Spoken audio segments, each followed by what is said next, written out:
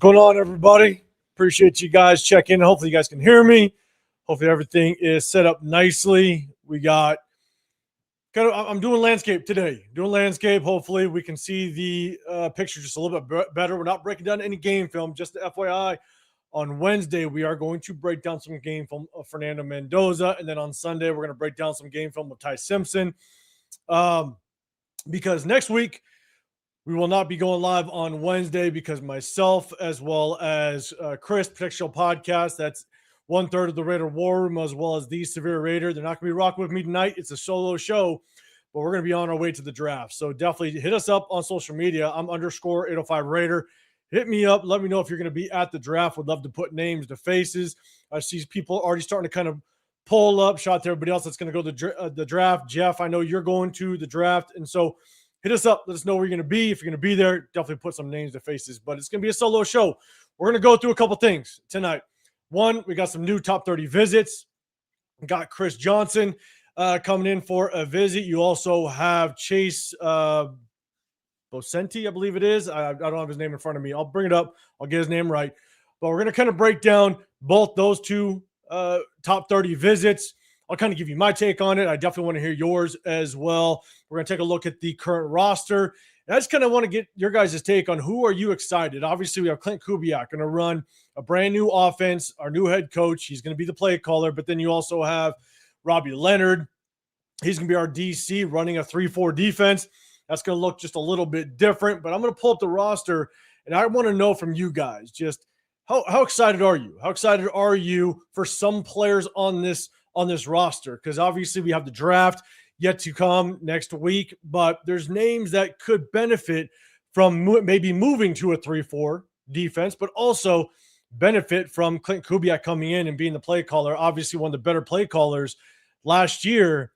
What players on this roster currently do you think could shine under his play calling duties? So we're going to talk about that.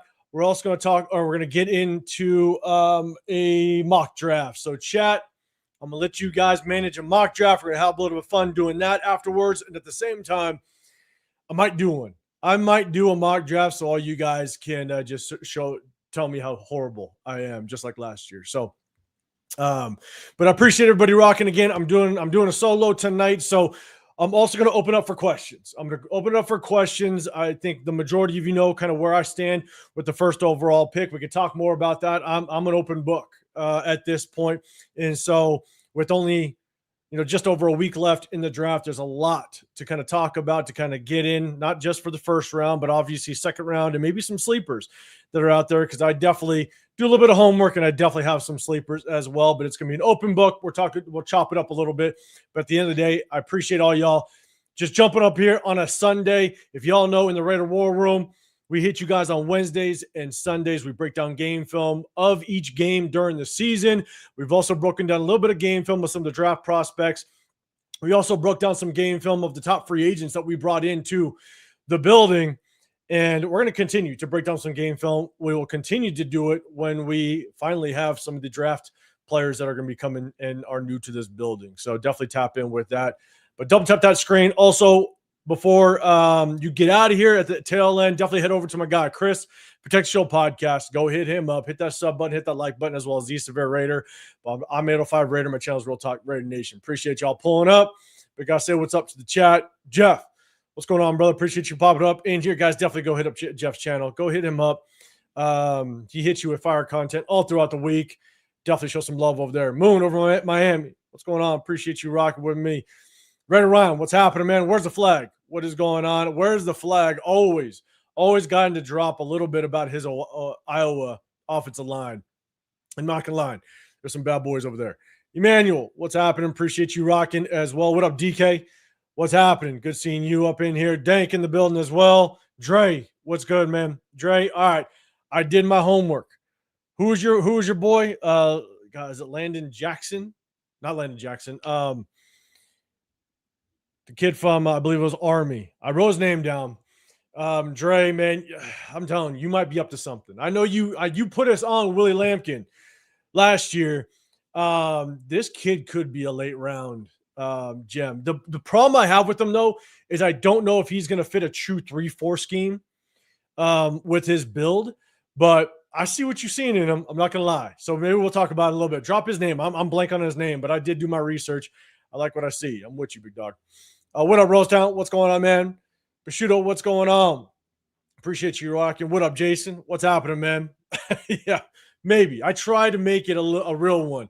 I'll try to minimize the AI takes. But definitely, guys, go hit up Jason's channel as well.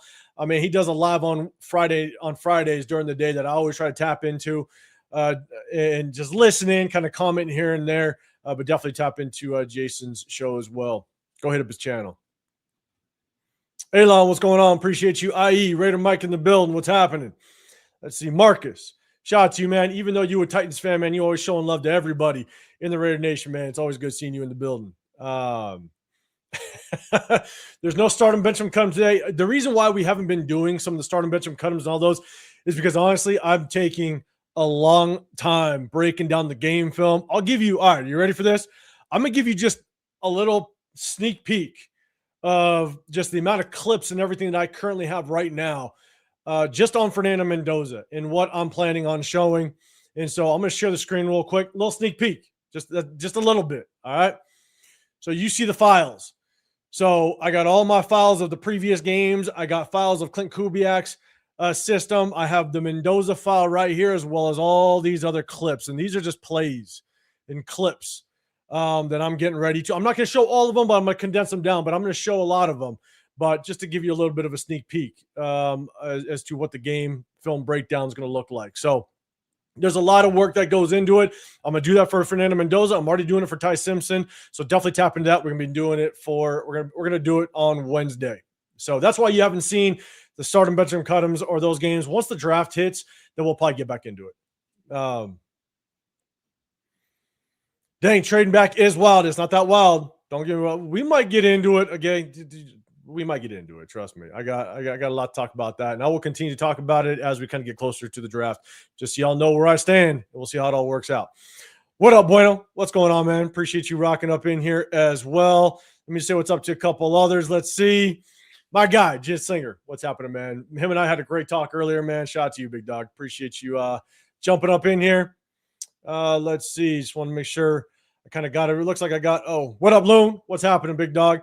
Loon, let me know. Hit me up. Let me know if you are going to Bakersfield. I'm planning on doing the same thing. Just driving the band down to the Bakersfield. So if you want to link up, just let me know. Hit me up if you plan on rocking and going over there. Let's see. Just want to make sure I kind of say what's up to as many people. Oh, I see Rick Yell in the building. What's happening, big dog? Omega, LX, what is going on? Okay, Dre, yeah, I answered that question. Landon Robinson. I don't know. I kept thinking Landon Jackson, but that was the DN from last year. Landon Robinson. So I did check him out, man. I'm not gonna lie. He looks good. He does look good, but again, I'm not sure if he fits the 3-4 scheme. But I know even though you want to run a 3-4, doesn't mean you're always going to be sitting at true even 3-4 base, right? You're going to move down. You're going to run over fronts. You're going to run under fronts, right? You're going to move the D lineman around. So it is very beneficial to have that true zero tech guy, right? That guy that can play both gaps. It's good to have that. The question is how often are you going to use it? And is it going to be more situational? Because if that's the case, then maybe we do look like at a Landon Robinson kind of later in the rounds, and maybe we wait till the 4th or 5th round to look at a true zero technique. It just depends on how it depends on how we're going to run that 3-4. Sorry, I don't know if I said 4-3 before. It depends on how we're going to run that 3-4. And so we'll see how it kind of plays out, but we'll know if we draft somebody, a D lineman in a true zero technique in round 2, then I guarantee that player is going to play probably 80% of the snaps. He better, at least. So, but yeah, Landon Robinson, boy, looks quick. He's a little stocky, right? A little undersized, but the quickness makes up for it. The problem that I see with him a little bit is because of that, because he relies on that quickness a lot, you see him get caught sometimes. He'll get caught, and all of a sudden he kind of gets stalemated, and then he kind of doesn't know what to do at times. But the quickness, if he hits you with that quickness and he gets that advantage and he gets the leverage into the gap, man, it's nasty. He's quick as all hell. I'm with you. So Let's see. Space Beast, what's going on, man? Let's see. Just want to say what's up to everybody else rocking up in here. I think that might be everybody. All right. Say what's up to everybody, man. I appreciate it. If you guys want to hit that like button before this gets too crazy, hit that sub button. I definitely appreciate y'all. And so let me make sure my screens are straight. Let's do this. All right. Screens are straight. Let's go. Let's get into some of the newest top 30 visits. We got two names that popped up over the last few days, so I definitely want to get your guys' take on it. I've watched a little bit of film on these guys, and so I'm going to give you just kind of my take, a little bit of a blurb on them, just to kind of give you where they might be projected, their height, weight, stuff like that. But I'm going to give you a little bit of pros and cons on my side, but I definitely want to get your guys' take as well. So the first one we're going to talk about is Chris Johnson. Chris Johnson, cornerback out of San Diego State. Let me know in the comment section what you think of this guy. But one thing that I did read is per Tony Pauline, Johnson is a riser and a personal favorite, and not sure if he gets to the number 36. And so there's a good chance that he might get drafted before us in the second round, or maybe even the back half of the first round. You know, he's 6 feet, 193 pounds, and had an excellent combine run. He had a 4.4 40. To answer any questions about his speed, tape shows a smooth, fluid athlete who is very skilled in coverage while also being aggressive and tackling and wrapping up ball carriers. In 2025, he had 4 INTs, 5 PBUs, and didn't allow a touchdown, and only gave up 2 completions of 20-plus yards. And in his career, he only has 2 defensive pass interference, holding penalties. The NFL is very high on him, and he looks to be the third cornerback taken. So let me know in the comments what you think about this guy. I got some pros and cons. Again, I didn't do a deep dive. I watched a little bit of his tape, and here's kind of my takes on him. Again, hit that hashtag Raiders. If you're responding, just helps me catch the comment. So the pros. He's got the height, weight, and speed for sure. I know a lot of people like the prototypical, maybe 6'1", 6'2" corners, but the thing is if you have all the other intangibles, right? You have closing speed, you have ball skill, you have instincts. You take really good angles to the ball carrier. You know, it doesn't matter if he's 6 foot. I think 6 foot is without question perfect height for a corner. His ability to close on the ball is extremely good. Now there are times where he lacks, and that's where I kind of get to the cons a little bit. When you see him close, sometimes it's because, his eyes get caught a little bit in the backfield, but I'll get to the cons in just a second. But his ability to close on the ball is extremely good. There are times where he gets beat deep, but he's able to close extremely quickly. He plays physical. He can blitz off the edge. It's really good to have that type of physicality, especially if you're going to be drafted possibly in the second round, right? You're going to be a starting corner. You're going to be probably the number 1 corner. Eric Stokes we have in the building. We also have Darian Porter from last year. We have DC Richardson. Who knows if DC Richardson will still be on this roster? You just don't know. But if you bring in a corner that early, that's somebody you might end up moving on from. Remains to be seen. I know that we just drafted him 2 seasons ago, but you just never know how that'll play out. But if you bring somebody in like this in the second round, or you kind of mess around, and again, I've talked about the trade back, but if you do find yourself getting him early in the second round, he's going to be a bona fide starter. So I could see him possibly stepping in as that number 1 corner, and now you have Eric Stokes playing opposite of him, maybe as the number 2, right? Because you only draft a cornerback in the second round if he is going to come in and be that number 1. Guys, let me know if you agree or disagree, but let me know. But that's kind of that. Those are some of the things that I really like about him. I do think he's got really good instincts to play the football. He does a very good job. When you watch him play in zone, he does a very good job of not just sticking to the guy in his zone, but understanding all the routes around him. So, for example, right, a lot of times offenses will like to run flood concepts, right? When you run a flood concept, it's a 3-tiered concept. You have a flat route, a middle route, and a deep route. And what you see in him sometimes is he's able to kind of split the difference between both those receivers in his zone. And he's got the quickness and closing speed to still be able to play both of them and close on the ball and make a play, whether it's he bats the ball down, he intercepts the ball, or he makes a really solid tackle, punches the ball out, or just obviously stops the ball carrier where he's at. I think he's got really good instincts and he can play that zone very well.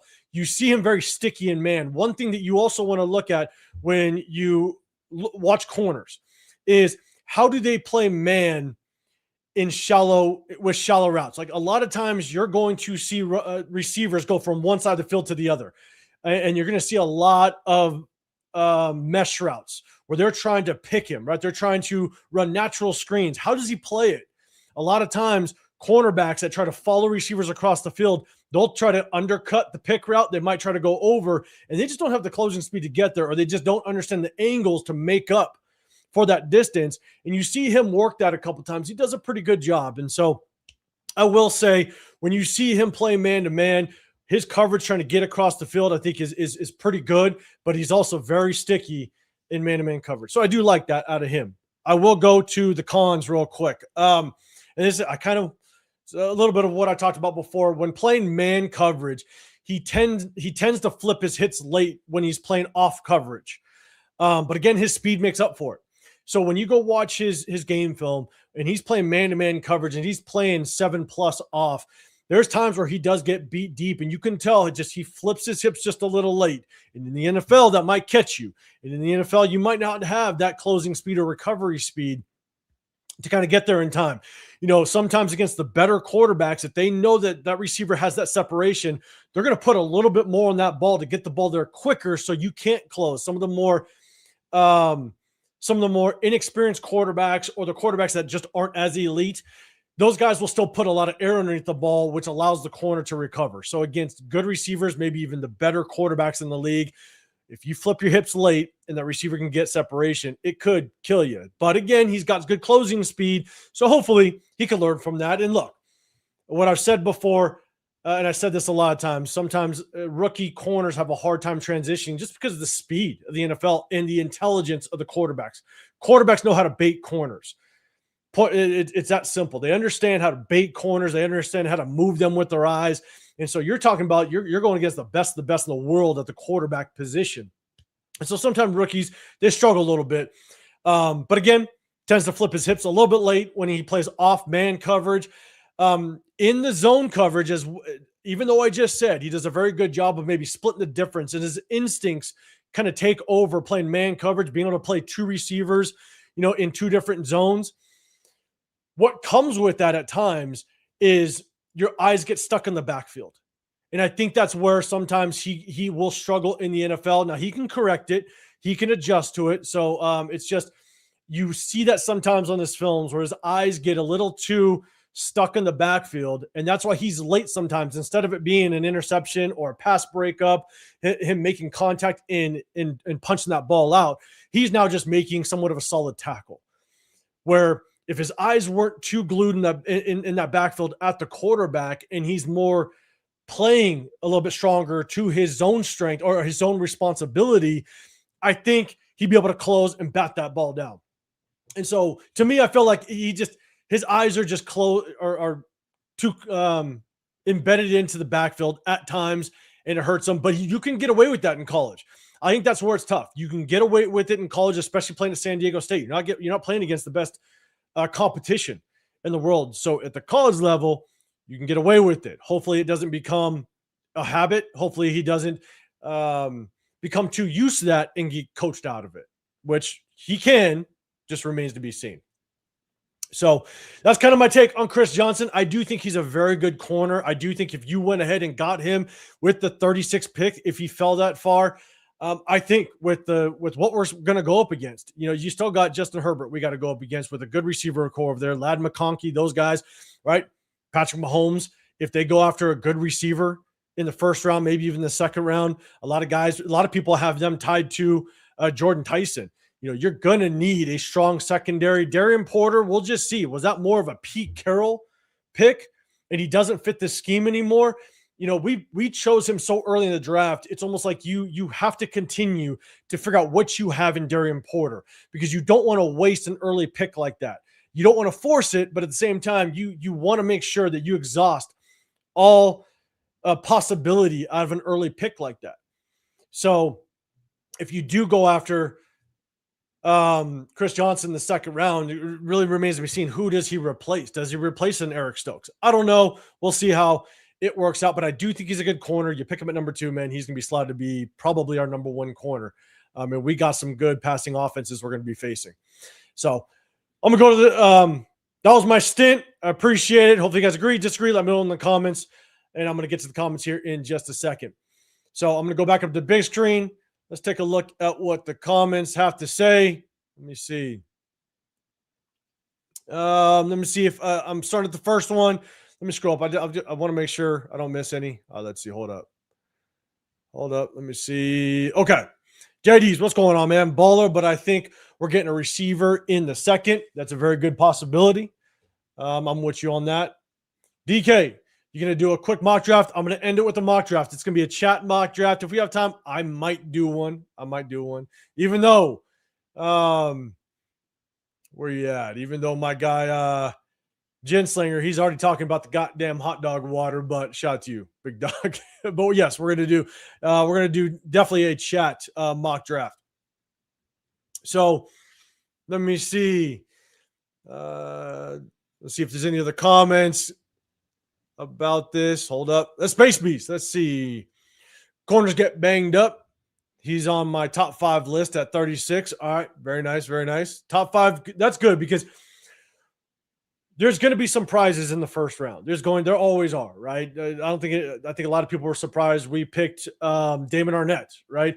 So there's going to be some surprises. People are going to reach a little bit and guys might fall. So you look at what happened to Shedeur Sanders last year, right? So, some guys might be a little bit of a reach. They might get picked in the first, but Chris Johnson might find himself falling at 36 and he might be there. What up, Lecky? What's going on, man? Bueno, I have a feeling we're trading back in the second round. Spytech, if he's going to try to repeat what he did last year and the amount of trade backs that he did last year, it's a possibility. The only problem that I have is, man, I just hope he doesn't repeat what we did with all the trade backs last year. I don't think the quality of picks that we got with the trade backs were right. It remains to be seen. They're all rookies. We'll see how they develop. But I know Spytech has said in other press conferences or just interviews is that he wants to and he values, having not just more picks, but he's not opposed to having more picks. And so, yeah, we'll definitely see how that works out. You might be right. What up, Eric? What's going on, man? Rick L tends to agree. Let's see. Elon, yeah, it was Chris Johnson out of San Diego State, the corner. Let's see. Rick L, we're playing a ton of zone next year, so he is a great fit.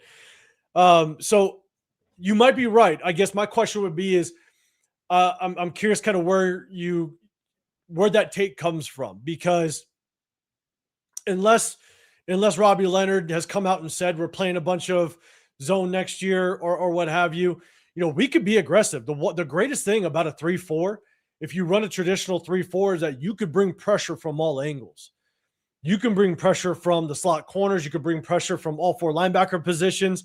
You can bring pressure off the edge. It just really depends on how aggressive Robbie Leonard really wants to be. And so the question remains, are we going to play more zone? Are we going to play more man? Obviously Pete Carroll was more of a zone guy, a cover 3 guy, obviously, which I hated. But maybe we are going to be playing more zone because of the personnel we already have. Again, like I just talked about Darian Porter, right? You want to exhaust all potential at Darian Porter before you move on from him. And I believe Darian Porter is more of a zone guy. So because you're kind of pigeonholed into making sure Darian Porter gets enough burn to understand who he is, and you got Eric Stokes, which isn't a really good man corner. He's more of a zone guy. Maybe that is why you're saying that. And if that's why you're saying that, then I agree that we might be more suited as it relates to the defensive backs that are coming from last year, bringing back Eric Stokes. And if Isaiah Paul-Mao continues to be our safety, playing as a free safety, Jeremy Chin is more of a box safety. Isaiah Paul-Mao is more of a zone safety. So Robbie Leonard might be pigeonholed into having to lean more of a zone just because of the makeup that we're returning from last year. That might be the case. But a 3-4, one of the things that is great about 3-4 is you can get creative with your blitzes and you can bring pressure from all angles and you can disguise it and play more man and press coverage if you have confidence in your secondary. Art White, what's going on, brother? What's happening, man? Let's see. SoCal, what is going on? Appreciate you. Appreciate it. Let's see. Linda, hard hitting safety. So are you talking about, is that what you want at 36 or are you talking about Chris Johnson? Because he is a corner, but let me know. DK, who's your number one most realistic cornerback you think will try to draft? Obviously, Chris Johnson coming in at a top 30 visit. I think they got their eyes on him. If he does go ahead and drop, maybe that is a guy that you take a look at. Look, I haven't really been high on the corners in the first and second round, to be honest with you. So I really haven't did a complete deep dive in all the corners. I've been looking at corners kind of more in the later rounds because, again, you want to exhaust everything out of Darian Porter, and we brought back Eric Stokes. You're not going to be able to satisfy every single need in the first 3 rounds. I think we have more needs than corner, and maybe this might be the value at 36 if Chris Johnson drops, and that's maybe their intention. But for myself, I probably am not going to start looking at a corner until maybe the third, ideally maybe the 4th round. There are some really good corners that I think can be serviceable and have potential starting in the 4th round. So I just haven't done a whole lot of homework. I'm going to be doing more homework in the next few days when it comes to corners, and I've done some homework on Chris Johnson. So that's just me being dead honest. Jen Slinger from an SDS San Diego State alum, shout out to you. Watched a lot of Chris Johnson, only in a trade back into the 40s scenario. There will be superior talent at 36. All right, good feedback there. Let's see. Okay, JD's. Hold on, Rick, I think you responded. Okay, I think Kubiak wants to game the front end zone on the back end of the way Seattle did it. Okay, fair enough. I'm with you. JD's not going to even try to pronounce that first one, but then got what they call him, Zeke Masses, Hekasai Masses, I believe his name is. I like the kid. I do. I think a lot of people have him projected in the first, I believe. I'm not 100% sure, but Masses I do like as well. And shit, who's that LSU kid? There a lot of people also no, I'm sorry. I'm thinking not. I got to make sure I kind of look at my list. Because, again, I didn't do a crap ton of research on the corners because I just, in the first 3 rounds, I really don't want to target them. I'm going to kind of wait and see who drops into the third to kind of see where I want to go.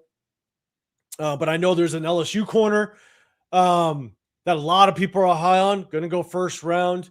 So I'm looking more if someone drops in the third. But I know a lot of people are high on that Masses. Let's see. Parker, we need a dangerous cornerback who's going to get the job done. I agree.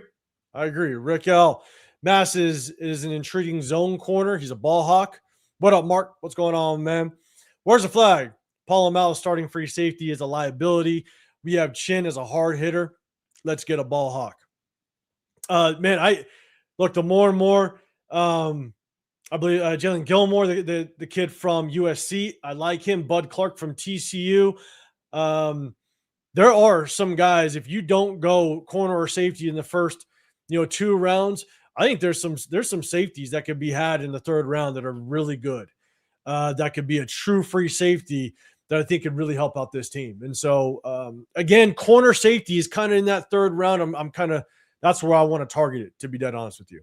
Because I do think I'd love to see us go receiver or possibly nose tackle. You don't want to just forget about the depth at the nose tackle position. I do think the depth at nose tackle is actually fairly deep, right? And so you can wait a little bit if he's not going to be a true focus or focal point on that defense. Again, you can run over and under fronts where you're not necessarily needing a true zero technique. So maybe you wait for that 4th round to really go after some of those still high caliber interior nose tackles. We had Chris McClellan that came in for a top 30 visit. You got guys like Dante Corleone. You have guys like that. So there are players that can be a true zero tech. Again, that's if that's not going to be a true focus of our defense. But we'll see how it works out. But I'd love to have a true ball hawk safety as well. I think Isaiah Paul-Mal, played a little bit out of position, but I think he's a serviceable safety. I think what was tough, it wasn't necessarily that our personnel was just awful. I think that the cover 3 and the way that we ran it was just horrible. And I showcased it day in and day out, week in and week out, with breaking down the game film where we are exposed. And you can run a cover 3 where it's effective, but we never disguised it. We never ran cover 3 in different ways. You can get so creative in disguising cover 3 with inverting the safeties or clouding over the safeties and corners to, instead of showing true just 3 high defenders, you can disguise it in so many different ways. And we stayed in just a simple base cover 3, which killed us. And if you stay in a base cover 3 and you can't disguise it, the seams are open all day long and the flats are open all day long. And that's where we got exposed every single week. And so I wouldn't judge Isaiah Paul-Mal on his safety play too much based on what we saw last year, because I think we're going to run a different defense. And if you play him differently, I think his height, his length, and his ability to get sideline to sideline, I think is good enough if we find ourselves running more of like maybe a cover 2 scheme with 2 high safeties, right? Which a lot of defenses are doing. And when you run that, your free safeties, even though you show 2 high safeties, they're not always the last line of defense. They're not always splitting the field and playing halves. You can invert them, where now Isaiah Paul-Mal looks like he's a safety up top, and now he jumps down into the flats, and now the corner's dropping and playing, the deep half. Like, there's ways you can disguise it, and a lot of the good defensive coordinators do that. That's what I hope. I hope that with Robbie Leonard's experience, with guys like I'm blanking on his name, the former head coach, the really good defense coordinator. I believe he's over with Minnesota right now. He was the former Miami head coach, former linebacker coach. I'm blanking on his name, but he runs a very, very sophisticated cover 2. And you're coming in Clint Kubiak, he's coming from Mike McDaniels that runs a very sophisticated cover 2 as well. If Robbie Leonard could take a little bit from what his prior experiences were prior to the Raiders, if he could bring a little bit of that and run more of a cover 2 base, I think it would be really good for Isaiah Paul-Mal, because the way you can play your safeties. Sorry, I went on a tangent. My bad. What up, Jeff? I got you. Hit you with that Raiders. What's going on, man? Appreciate the super chat. Just think how we could fill those holes if we trade out the number 1 #team trade back. I'm with you. And I'm also team trade back, but it's obviously, you guys know, a lot of reasons why, but also it's just comparing, obviously, getting Fernando Mendoza or the value of additional first-round draft picks, as well as if you get one next year, you can move around with that one and attain another first-rounder for the 2028 season. There's things you can do with additional first-round draft picks that, in my opinion, I would value that and maybe get a quarterback elsewhere. I do think Ty Simpson could be a good quarterback in the NFL, and I think his value, if you get him in the second round, I think that value is better suited for a Ty Simpson in the second round.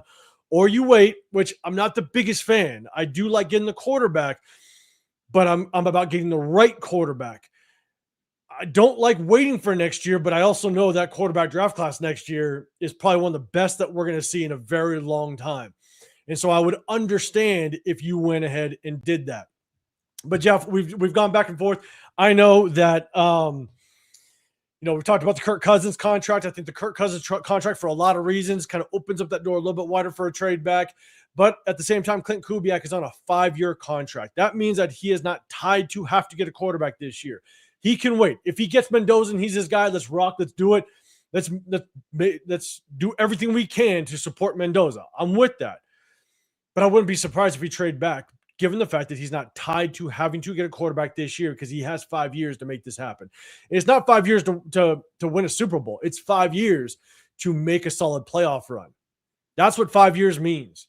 And so, again, that's just my take. But man, Jeff, I appreciate the super chat. You make great points, Jeff. You make a lot of sense. What up, Chris? What's going on, man? You said I hear Trey Tucker going to be in Bakersfield. Yes, he is. If you guys are in the SoCal area, I'll be going to Bakersfield Raider Nation Summer Kickoff. That's happening May 16th. I'm coming from the Vegas area, man. If you guys are going to be there, hit me up. Let me know. Great to put names to faces. I met a lot of people. I met Mark. He's always in our chat. I met Enun, which is Cool Raiders. I met him over there for the first time. Met Jay Raider. A bunch of people. Sacktown, Raiders for Chris, or not Raiders for Chris, sorry, Chris for Raiders. Met those guys for the first time. Even Lowe and Coach Gravy and all those guys, Raider Gabe, met those guys for the first time over there, man. It's cool. Great way to kick off the summer leading up to our season. So DK, check out Gridiron Apex Breakdown. Definitely objective and doesn't always agree with everyone else's breakdowns, and they're not in it for the click. So shout out to him. I'm actually going to have me and Gridiron Apex. We're going to do a solo. We're going to do a live on Tuesday at 5 p.m. West Coast time. So check that out. I reached out to Gridiron Apex. I know he does a lot of homework on all the college prospects. He's a former coach. He's a current scout. For a lot of NFL or just football organizations in general. He goes to a lot of the combines. He goes to a lot of the Senior Bowls and stuff like that. And so he does his research. He's a former coach. We did a live last offseason. I think it went really well. Him and I think we gelled pretty well because I think we look at the game very similar. So we're going to be doing a live. I wanted to get one in prior to the draft, and we're going to talk about our top 30 visits. We're going to talk about some of the sleepers. We're going to get in that Fernando Mendoza as well as Ty Simpson talk, as well as some later round quarterbacks, and maybe some quarterbacks next season, just in case something crazy does happen. But I want to get his take on some of these players, some sleepers, stuff like that. So on Tuesday, 5 p.m. Pacific time, him and I, we're going to jump on. We're going to do a live. So I reached out to him because, again, I respect his opinion. I definitely want to get a deep dive on some of the prospects he's got as well. Let's see. John Parker, what's wrong with the receiver room? Don't we already have a number one wide receiver? If you're talking about Brock Bowers, look, here's the tough part is Brock Bowers is going to be our number one target, right? He's the best tight end in the National Football League. Problem is in order for him to be the best tight end in the National Football League and the most effective we can be, we need to have a true number one. Jack Bech is not a true number one. Deontay Thornton is not a true number one. Trey Tucker, obviously not a true number one. We need to be able to utilize what Brock Bowers does best. It creates the mismatch. When you don't have a true number one, that allows defenses to be flexible in how they defend us. And they could take a Patrick Surtain and lock up Brock Bowers one-on-one. And as good as Brock Bowers is, he's good against mismatches against linebackers and safeties. That's where tight ends find their mismatch. When you go up against, I'm not saying that Brock Bowers can't beat number one corners in the league. He can't. It just makes it more difficult. And it makes it much less of a mismatch. Patrick Surtain is one of the best corners in the National Football League, and he would do a damn good job playing one-on-one against Brock Bowers. And Brock Bowers, he's a damn good tight end, but that's a very tough matchup for him.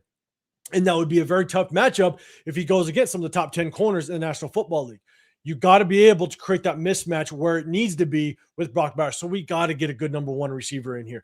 We got to get a receiver that commands that number one corner, because then you can get the best out of Brock Bowers. Again, not to say Brock Bowers can't beat number one corners, but if he goes against the top 10 corners, that's going to be a tough day for him. And then you let all the other defenders, the number two corners, maybe the safeties, match up against a Jack Bech and Deontay Thornton. They can lock those guys up unless they prove otherwise. So we need to get a true number one in the room so we can get the best out of Brock Bowers. Let me know if that makes sense. What up, Alec? What's going on, man? Appreciate you rocking with me. We're going to get into the next top 30 visit in just a second, but definitely want to say what's up to some people. Pillaging for fun. What's going on, man? Yeah. Let's see. Wait on the nose tackle. That position will only produce a marginal difference between the second and fifth round guys. I think this interior D-line class is very deep. We're going to do a bigger deep dive on Tuesday with Gridiron Apex. Shout out to him. But what I will say, though, is if the value's there and the right guy drops and Robbie Leonard is going to run a true 3-4 and that nose guard is going to be on the field 80% of the time, then maybe you go get a Lee Hunter. If Caden McDonald drops a little bit, right? If there is a situation where he drops and he's available at 36, maybe the value is there and you go get him, right? But again, we all got to see just kind of how the draft is going to play out. Dre, Denzel Boston, Caden McDonald, or Lee Hunter, who would you take? So I like Denzel Boston. I do have some concerns with Denzel Boston, to be honest with you. As much as I kind of have like a Nico Collins comparison a little bit, I just don't think he's as good as Nico Collins at all. I think just the comparison could be there. Maybe that's his ceiling if he can get there. I just think that there's better receivers maybe in the third round. I like Denzel Boston. I just don't know if I like him at 2. The more and more I watch his game film, I'm really struggling just to see how is this separation going to be in the NFL. I think he's got the hands to play receiver. I think he's got obviously the size. And so he's going to be able to win those 50-50 balls, which is really good. I just don't know if at 36 is the value there. You got guys like Brazel, the receiver from Tennessee. Now, obviously, you got to get out of that Tennessee PTSD. We've seen it. I like Jalen Hyatt come out of college. That didn't work out. Deontay Thornton, you see kind of what's happening. But I think Brazel out of Tennessee is one of the more complete receivers we've seen coming out of Tennessee. So let's say he drops a little bit. Let's say like Spytek wants to trade back. Then you can stockpile some picks and you take a shot at Brazel. Wouldn't be mad at it. I got to get through my Tennessee PTSD. But if you go watch his game film, he is a very, very complete receiver. And then you got the kid from Georgia State. You got the kid from Georgia State, Ted Hurst. I really, really like Ted Hurst. Yes, he comes from a small school, which it can be concerning at times, but I think receivers, no matter if you're from a small school or a big school, as long as you have the traits, I think that he does a very good job of transition. He could do a very good job of transitioning to the NFL, but he's a complete receiver. He's a little bit undersized, so you definitely want to see just how he's going to be able to handle some of the man press situations in the NFL when the big physical corner is going to get in his face. How well can he get off the line of scrimmage? But man, once he's off that line of scrimmage, I think he's a full, complete receiver. And again, that's coupled with the trade back. You stockpile some additional draft picks, and then you get those guys. I think that's a better value. I like Denzel Boston, but I just think 36, it might be a little bit early. So I think if we're going to, just to answer your question, I think if we're going to run a true nose, a true zero technique, and run a true 3-4 scheme, 80% of the time, if Caden McDonald does fall, I think the value is there. I'd maybe go with him. I do have some question marks with Caden McDonald. If you go look at the game film, I think he gets stuck at times. He's a bigger body, and so he's not going to be the most athletic. He's not going to get sideline to sideline, which is tough. But he gets stuck at times where he just gets caught trying to extend his arms, and now he's looking and peeking instead of being able to kind of use some athleticism, get past that initial offensive lineman, and get to the quarterback. I think he's going to lack in the pass rush ability a little bit. So, but if we were to be at 36, maybe Caden McDonald would be my pick. That's just me. Yes. Rain, what's going on? I appreciate you, Brian Flores. All right. Robbie Leonard has some experience with Brian Flores. My thing is if he takes a page from Brian Flores, man, and run that same type of defense where you run that more converted cover 2, man, it could be nasty. It really could be nasty. JD's, you would take Denzel Boston. Dre, I like that. You like Denzel Boston, but Caden helps us directly on that defense. He does. JT, what's going on? I trade Max to the Cowboys for the number 12 pick.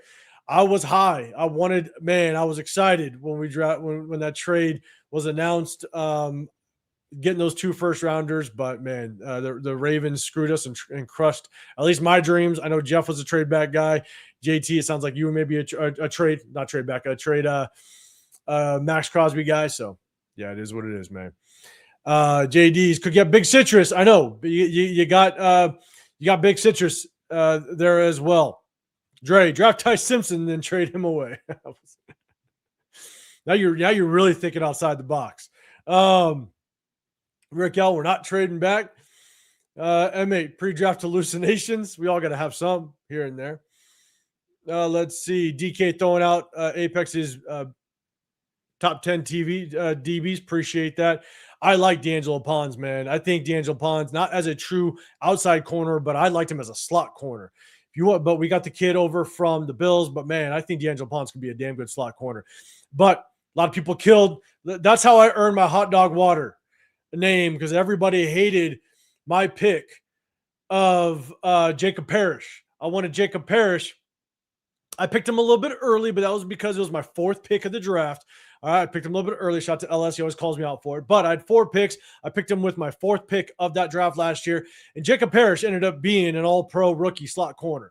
And my second favorite corner was Upton Stout, which ended up being second team all-pro rookie. He went ahead and got drafted by the 49ers. But everybody wasn't a big fan of my Jacob Parrish pick, but that could have fixed our slot corner needs. We'll see. Loan, I just read Ruben Bain Jr. is linked to the 2024 fatal car crash, could cause him to fall. Really? That's crazy, man. That is crazy. What up, Omega LX? Assuming 805, assuming 95% is number one. What are your top 5 guys at 36? So my top 5 guys at 36. Let's do this. When we kind of talk about draft, I'll get into that. And yes, I'm with you. Like 95% we're picking Fernando Mendoza. I'm not going to argue anybody on that. You know what I'm saying? So I may be team trade back, but I definitely agree with you on that. If I'm a betting man, I'm putting money on the fact that we're getting Fernando Mendoza.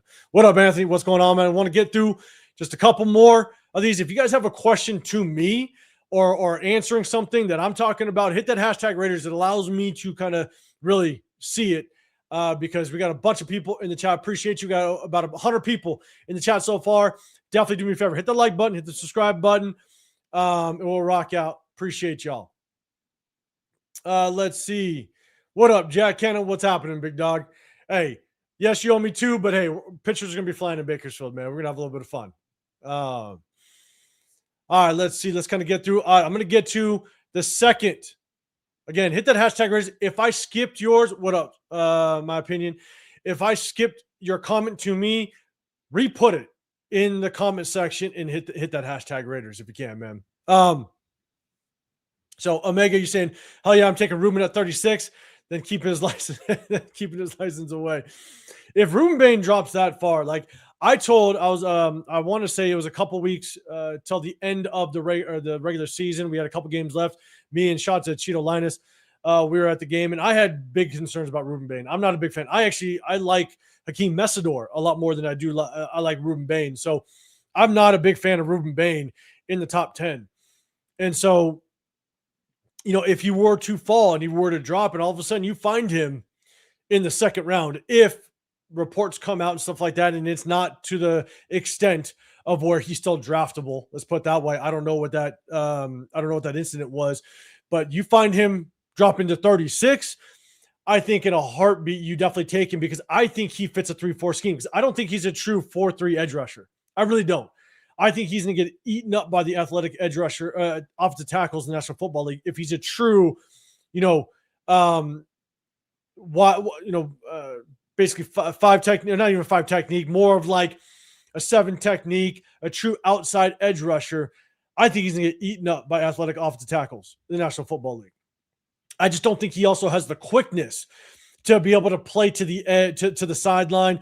I think he's a long strider. He's not very quick. He's not quick twitch, right? And so when he also tries to rush the edge rusher, I can see him basically over pursuing a lot because he's not quick twitch. And so I think that's where it's going to hurt him a little bit. Also, again, trying to get to the sideline, he's a long strider. So I think it's going to take him a while to kind of get his momentum going to get to the sideline. And guys are just too fast in the NFL. So, I think he doesn't have multiple moves in his bag. I think he's more of a bull rusher. I think he's got just one kind of move a little bit outside of that. And I think he's going to get stalemated quite a bit. So, but a 5 technique in a 3-4 scheme might be a different situation. I think he can be very good on the interior where he's more of a 5 technique. I just don't like him kind of outside, kind of wide 9 type of situation. Just don't think he's athletic enough for it. So that's just my take. Let's see. Just before we get to the next top 30, a couple more people rocking up in here. Yvette, what's going on? Appreciate you popping up in here. Good seeing you. Rick L. Lomo is my pick at 36. It'd be very interesting if he moves that far down. But one thing I will say is the mock draft simulators, and I said this when we did our mock drafts last offseason, is they're really hard to go off of. Lomu might drop. You might be absolutely right. But according to a lot of the mock draft simulators, he doesn't drop. And it's such a crapshoot after kind of like that 15th, 20th pick. Anything can happen. Players can drop. And then once players drop and you have some surprise picks, again, like our Damon Arnett pick, with John Gruden, it throws draft boards off. And now either guys drop or guys are no longer there. And it throws the simulators, you can throw them out the window. Right? I had a 3rd round grade on Shedeur Sanders last year. People hated me for it, but look where Shedeur Sanders dropped. Right? It throws off all those mock draft simulators because he basically went 1st round in every single simulator. So that's what's really tough about the simulators. And that's why I'm not a big fan, because it gives everybody kind of false hope as to where players are going to get drafted. That's why everybody would do mock draft simulators and Shedeur's drafted in the 1st round. And when I have a 3rd round grade on him, everybody's like, are you kidding me? He's going in the 1st. Well, the simulators are telling you he's going in the 1st. We'll see how it plays out. That's what's tough. What up, Money Check? What's going on, brother? You saying I'm not confident in offensive tackle Grant? In offensive tackle, Grant should be a backup to Miller, and I don't think Glaze is a starting right guard. I'd trade up from 36 to 30 for Max. I think it's Aichinor. I believe that's how you pronounce it. Aichinor. I practiced a little bit. Aichinor or Blake Miller. Where I will agree with you is, like, I have no clue what we have in this offensive line. That's the hardest part. I'm not going to come out here and say Glaze sucks, because we all know that the issue that we had, and that was my biggest issue going into last offseason, or into the season last year. Around May timeframe, I was asked the question, what's your biggest question mark going into this season? And my biggest question mark was Brendan Carroll, because I didn't think that he had the resume to be the offensive line coach. And I was right. I mean, the shuffling of the offensive line was absolutely horrible, right? Moving JPJ around and playing mind games with him was absolute trash.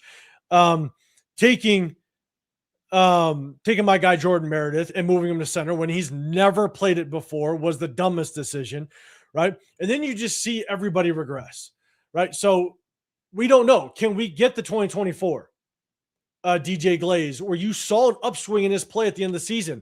Maybe you can go off of that and he can be a decent right tackle. I don't know. You're saying that you have no confidence in him. That's fair. All right. Because the question is, we just don't know. Then can Jordan Meredith play the same as his 2024 season, right? I know you're not a big fan of Jordan Meredith. We're not going to get into that talk, but can he play to the level of the 2024 season? I hope so, but that's a big question mark. And with the new scheme coming in, how well do all these offensive linemen fit that scheme? So I think there's just a lot of question marks. If we do find ourselves jumping back up, and let's say a Max, I'm calling him Anchor. We're going to call him Max Anchor. If Max Anchor let's just say he does fall for some reason to number 36, maybe you pull the trigger, or you trade up for our Blake Miller from Clemson. That does tell us then obviously they don't have the biggest confidence in DJ Glaze, right? So I think the writing will be on the wall if we go early right tackle, and that just tells us that maybe we don't have a lot of confidence in DJ Glaze. So we'll see how it works out. Again, Carlos Rogers.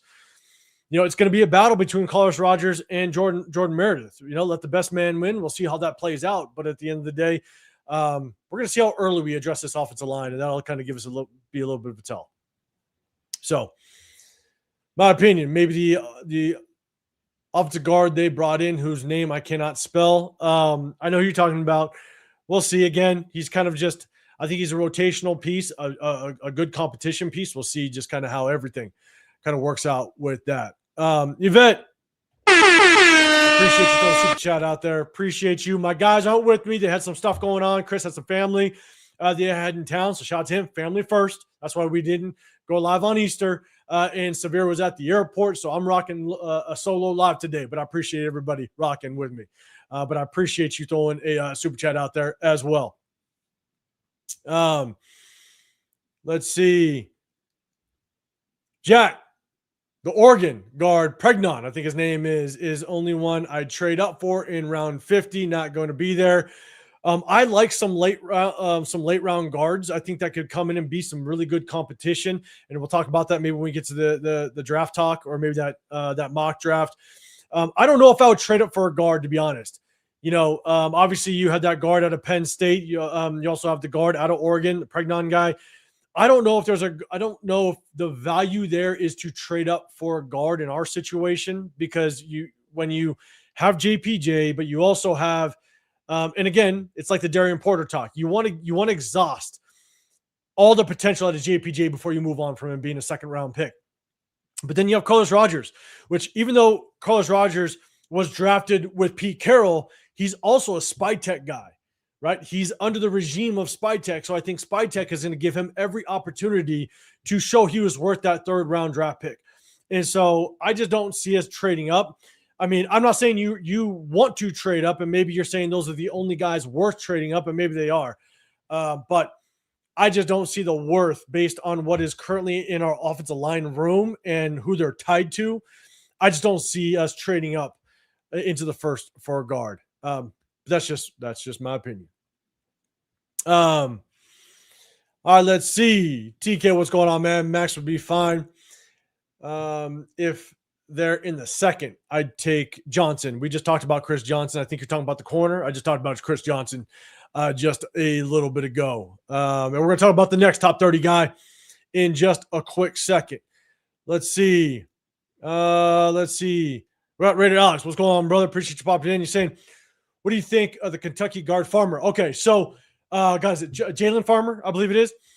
He is actually one of my favorite guards. I mean, I don't know where he's going to slip to. If he ends up being a day 3 guy, which maybe he ends up being, if you can get him maybe in the 4th round, I like Jalen Farmer. All right, well, maybe I won't wait for the mock draft, but there's 2 guys that I really like. Jalen Farmer, I like. Bo Stevens, the guard from Iowa, I really like, depending on kind of where they fall.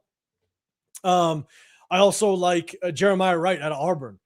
Those guys I think are really good project guys. Like Jalen Farmer may not come in and start right away, but man, that kid is aggressive. He plays through the echo of the whistle. I think he's got a motor. He's very athletic.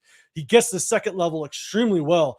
So I just think with the upside of him, if you can get him maybe on day 3, maybe it's a 4th rounder or what have you, I think the project is there. I think the project is well worth getting him in the 4th. I just don't know exactly where he's going to land. I think we have to wait kind of to see how the day 2 looks and how it plays out, how quickly some of these guards come off the board. And now you kind of get desperation picks. It's kind of what happened to us, I think.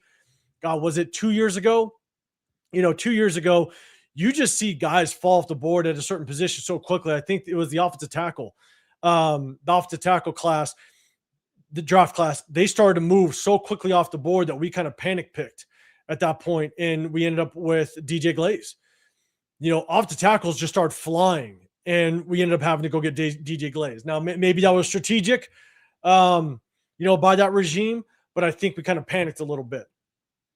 And so, in my opinion, man, Jalen Farmer, I think the kid has great upside. But again, Bo Stevens, I like him. At the same time, go check out Jeremiah Wright. Jeremiah Wright might be more of like a 6th, maybe even 7th round guy if he falls just a little bit. And I think Jeremiah Wright's upside, his aggressiveness, I mean, he literally wants to put you in the dirt. I'd love to see us take a flyer on him if we didn't address it a little bit early. Let's see, JD's. Where do you think Bo Stevens is going to get drafted? Again, I think he's possibly a day 3 guy. I think he's maybe a 4th rounder. That's kind of where I have his value a little bit. That's just me. But shout out to Where's the Flag, man. He kept throwing Iowa O linemen out there, man, and they're dogs, man. They're a bunch of guys that are going to play true hard-nosed kind of gridiron football, man. I love that. I love it. I'm a build in the trenches guy. I love my offensive lineman. I've been saying it as long as I've been on YouTube. You got to build the trenches. That's what I've wanted to do first rounds the last 2 years. And we've obviously went a different route, but that's neither here nor there. I'm a big build in the trenches guy. Rick, y'all, the fact that Grant didn't play much despite our O-line struggles, the small as a red flag. No, Grant played quite a bit. I think he played a lot. He just, unfortunately, what ended up happening was, I think towards the tail end of the season, that's why. I'm sorry. You're saying Charles Grant. My bad. I think Charles Grant, I thought you meant DJ Glaze. Sorry. I think Charles Grant, he's just a project.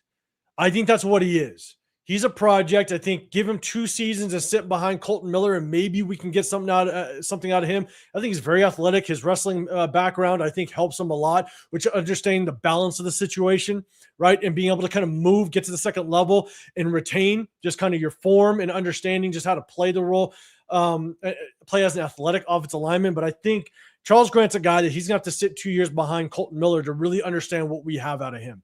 He's going to be a big project, but we'll see. TK Farmer is the only guard I like in the third. I do. If he slips to the fourth, I think the value is there without question. I just think we have more needs in the first and second round to pull the trigger on a guard in the third. But we'll see.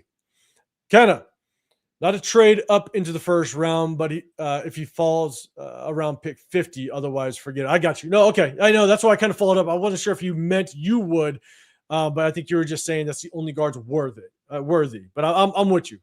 You're not a fan of doing it, but if those guys fall, you'd pull the trigger. Rick, y'all, Bo Stevens is going to be a good pro. Those Iowa guys are well coached. Yes, they are. For sure. Okay. Remember, do me a big favor. Hit that hashtag Raiders. If you're responding to me or got a question, but we're going to get to the next top 30 guy in just here in a second. Genslinger, easiest way to remember Max Aichinor. God, remember his name is Ianachor. Ah, man. Even you helping me out doesn't help me out, but that's my problem. I appreciate you. Let's see. Last one, TK. If we trade back, we can land most of these guys and grab Manning or more next year. Line would be nice. It does open up the door for a lot of options, but we'll talk about that a little bit more. I'm going to do a little Q&A afterwards. I've already been on for about an hour, and I've only got one top 30 visit. When I do go solo, I try my best to kind of go back and forth with the chat. I don't get to do it a lot solo-wise. So I try to address as many questions. And what do you think about Chris McClellan? That was a guy that I really liked early before he was slated as a top 30 visit. I think he's a late round guy that you can get as a very good project. He's big. He's athletic. He plays his pad level's a little bit high, but he's got a quick first step at times.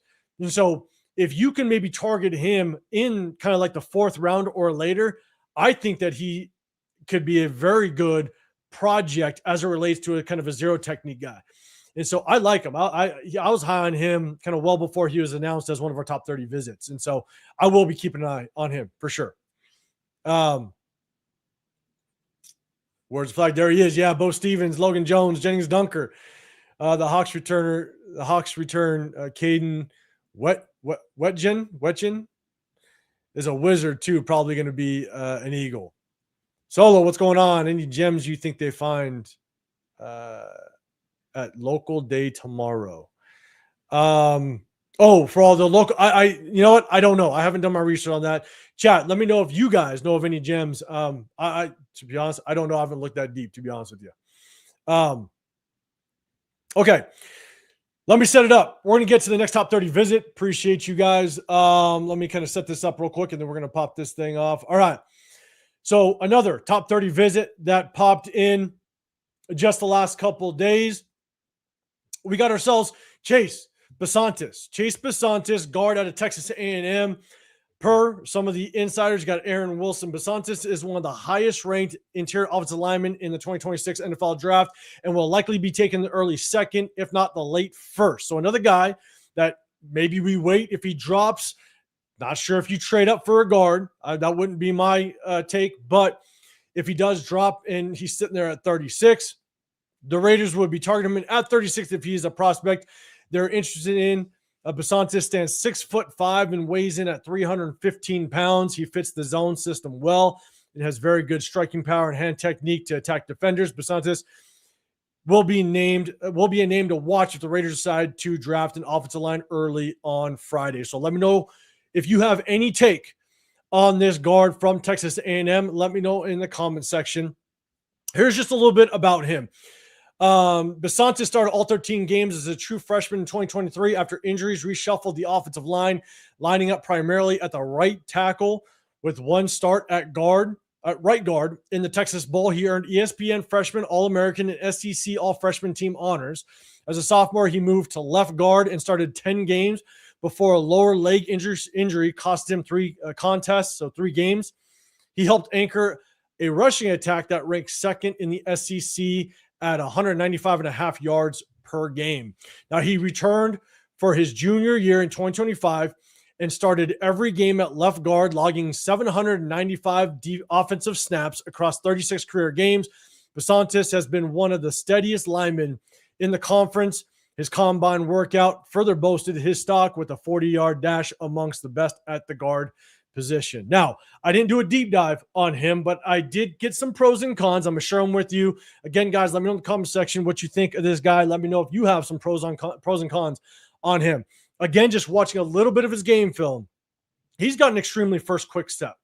He's extremely aggressive with his first quick step. His hands are live very early. If he can get leverage on you with that first step and his hands in the right placement early and quick, he's going to win that matchup. He's going to win that battle. And so there's a lot of times you see that quick first step, really good aggressive hands, very good hand placement. You see that more times than not, which helps with possibly getting him late in the first round, maybe drop to the early second. He does a really good job, even though he's 6'5". He plays the leverage game very well. There's a lot of times he fires out with very good pad level, which again just shows just how aggressive he is. And so again, even though he's 6'5", roughly, plays with very good pad level. He's got a great snatch and trap technique. If you don't know what the snatch and trap technique is, it's when defensive linemen try to slow play you a little bit with their move, right?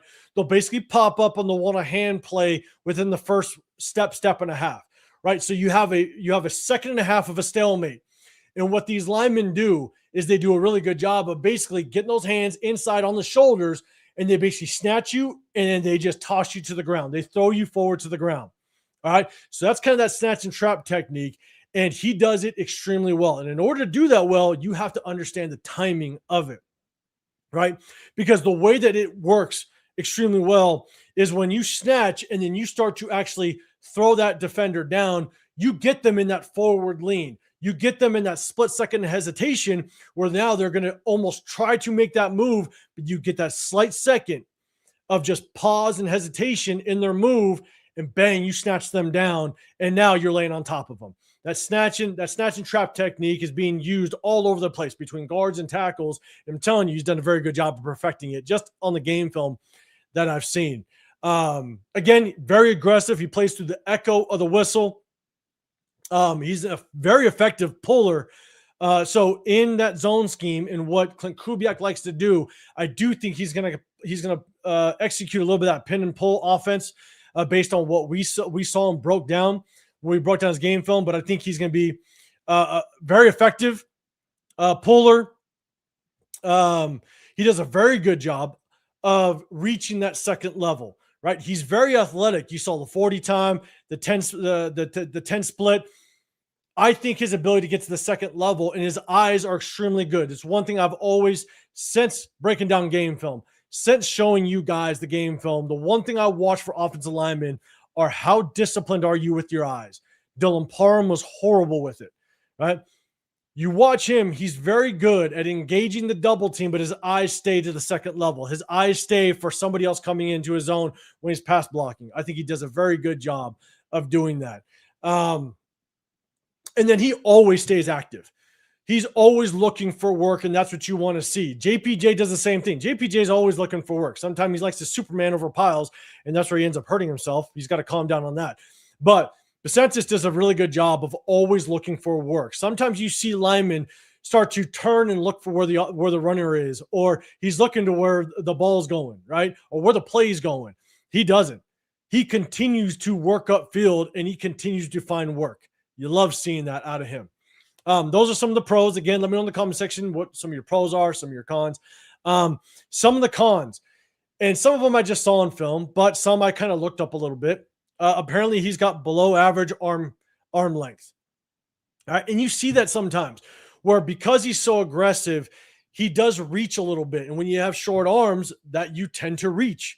You got to close that distance. As an offensive lineman, you want to be able to control that defender. You want to get your arms on the inside chest, in the inside pad of that defensive lineman to control them. And in order to do that, you got to get those hands inside. And when you have short arms, you got to reach. And you see that sometimes on the game film. And so occasionally he tends to lunge or overextend to try to get that hand position. There are times where he can get walked back by power rushers.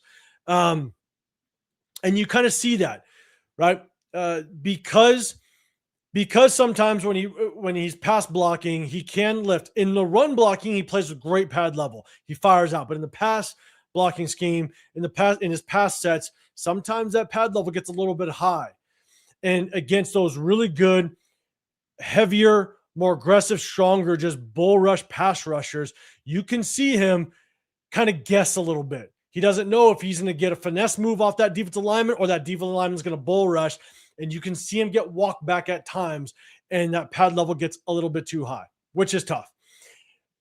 The other thing is apparently he had a little bit of issues in the penalty side of things.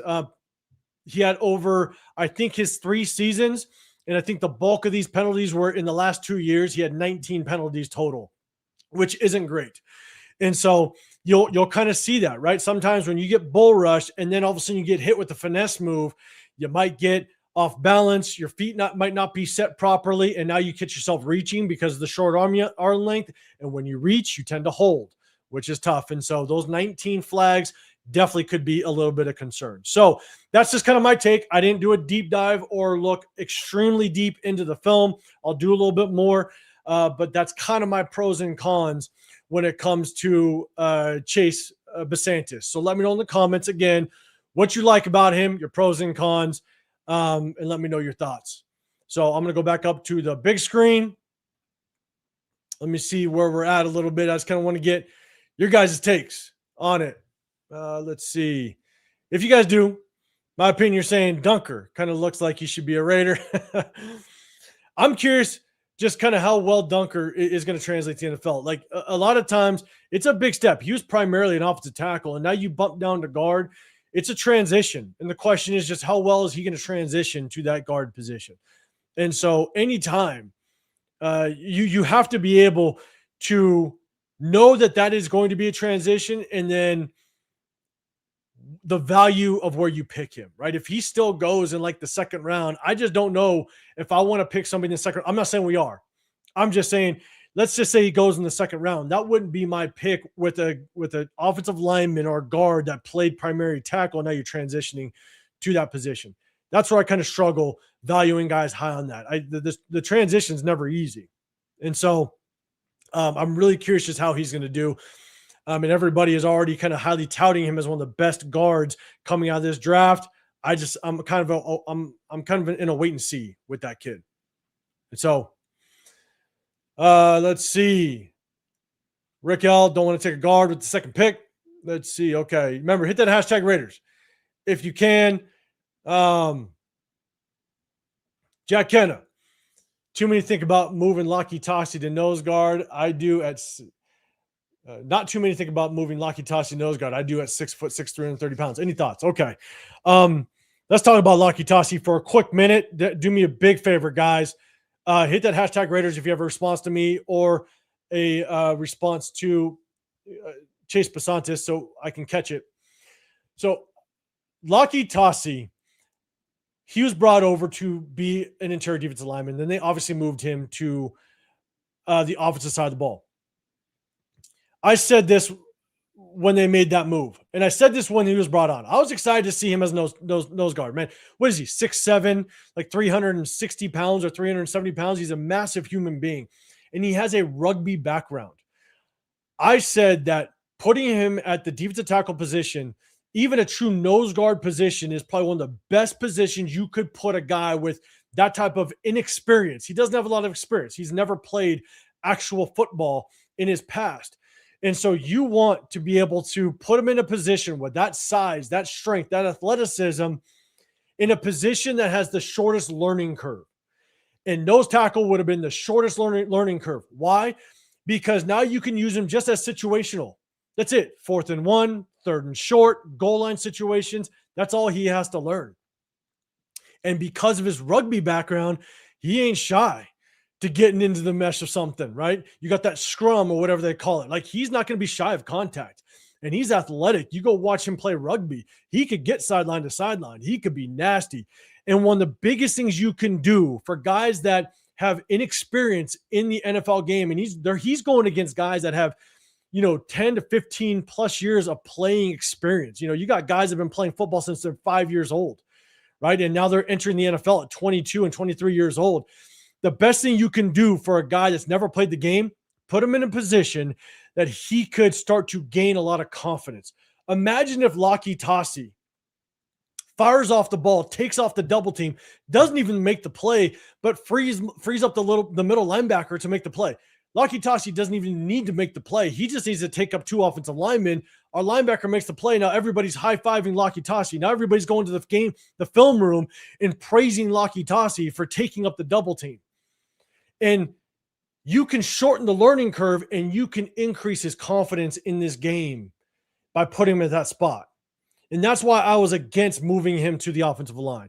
Now, on the flip side, I think there's a reason why they moved him to the offensive line. When the Christian Wilkins crap went down, now we didn't have a true replacement. I thought Jonah Laulu was going to be the good replacement. We broke down his game film last year. We broke down his game film again after the Christian Wilkins stuff went down. And I was a firm believer that Jonah Laulu was going to be a serviceable replacement. He was not going to play like Christian Wilkins. No one on that roster was going to. But I thought he was going to be a serviceable replacement, and Jonah Laulu played well.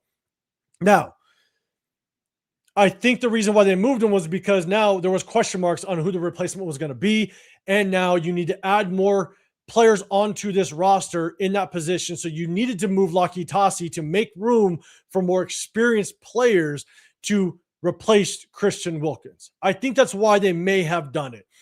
Now, where Laki Tassi can benefit from going to the offensive line is now he understands the inner workings of the offensive line play. Now he fully understands or gets a more insight as to what offensive linemen, what they're trying to do, what their objective is, right? When they're trying to hit you with the power run scheme, what are they trying to do? What's their footwork look like? What's their hand placement look like? What's the objective in the double team, right? Also, in a zone scheme, what does the lineman want to do when you're a true nose guard, right? When it's a zone left in front of you, is that lineman going to try to attack your near side shoulder, or is he going to try to scoop block you? And what's that technique and how do you fight off of it? So he could have really benefited of just learning the game of the interior by going to the offensive line. And I hope he did. I really do. I hope he did. Now, you take that experience and him learning that game and learning that side of the offense, and now you move him over to the defensive side. And I'm not saying he needs to start. I'm not saying to move him over to start. I'm saying move him over to be a piece that could be beneficial in short yardage downs, goal line, 4th and 1, that type of situation. And he could focus strictly on that, being 6'6", 6'7", 370 pounds, and already having that experience as a rugby player. Give him just an ounce. Give him an ounce of confidence. Give him something to kind of gain confidence in and hold on to and grow off of. Man, you put him on that interior, I think it'd be pretty nasty. So I'm all for it. I was pissed when they moved him initially, but I think it would be good to give him an opportunity. Again, as long as it's a depth piece. And just a role player.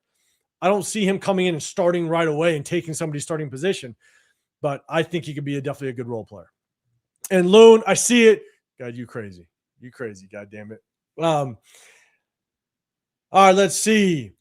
Genslinger, you're saying you're spot on. He gets the second level with authority, meaning he gets there and finds dude to crush rather than just wandering around. Yeah, that's kind of what I see on film. I think you're following it up. And yes, the biggest caveat is arm length. He sometimes leans into guys trying to get leverage and can get off balance as a result. Excellent in space, and I'd personally love him on the I think you're saying on the roster. Yeah, I mean, I love the tenacity he brings. I do love that without question. So we'll see. We'll see how it works out. Loan. Rob Leonard sounded a little disappointed last year in an interview that Tossie was switched to offensive guard. Man, I would have been too. I'm serious. Just seeing what he could bring in just a situational role. And if you could groom him, if he would have had all offseason as well as maybe just call it the first 8 to 10 weeks of the season, and could you imagine? And because the season went so horribly, you could have got him maybe 10 to 11 snaps the last 3 to 4 games of the season just to see what you have in the kid. And he doesn't take up a roster spot because of the international program. I don't know. It would have been crazy. All right, Jack. All right, cool. You agree, Omega? Honestly, Tossie probably ain't learned shit under Brendan anyways. Moving back. You might be right. You might be right. Now, one thing I will say is that hopefully, maybe he learned a little bit from Joe Philbin, right? And I think that's why we saw some progress with Caleb Rogers as well as Charles Grant a little bit. Now, mind you, the Charles Grant, the success we saw was against, second and third stringers. Kansas City wasn't playing their starters, stuff like that, right? It was all basically everybody was trying to tank at that point. But because we saw a little bit of progress, the starters are mainly going to work with Brendan Carroll. Right? The starter is going to work 70% with Brendan Carroll, where the backups, the project guys, are going to work a little bit more with some of the assistant coaches, and Joe Philbin was an assistant coach. So I hope that Laki Tassi maybe worked a little bit more with Joe Philbin, which maybe, I would say probably most likely taught him a lot more than Brendan Carroll was teaching. So I would hope that maybe that could be the case and maybe he learned a little bit. But yeah, let's I'd be curious. Let's see. In my opinion, Tassi ain't that good. He's maybe not. But the thing is that the thing is with Tassi, you could say he's not that good, but he's just a project. He's just a project. That's it, right? But you want to put him in a position to – this is what good coaches do. Let's put it this way. This is what good coaches do, and I've coached this game for 23-plus years. You put players in positions where they have the best chance at success. That's what you do. Laki Tassi, I just don't think was going to find a lot of success given the fact that he had zero experience in football, just in general. You want to put them where they have the best chance of success. And I think Laki Tassi playing interior defensive line would give him the best chance, not only at success, but just kind of growing some confidence just with the size and athleticism that he has. So maybe he's not that good. Maybe he's not that good, but it's all about putting him in the position that he has the best chance at success. My opinion, are you talking about we have given him 3 years now? Oh, okay. So you might be thinking about somebody else. Laki Tassi came onto this roster last year. That's it. You might be talking about, God, who was that kid's name? We did have somebody on the international program for 3 years, but he was a defensive end.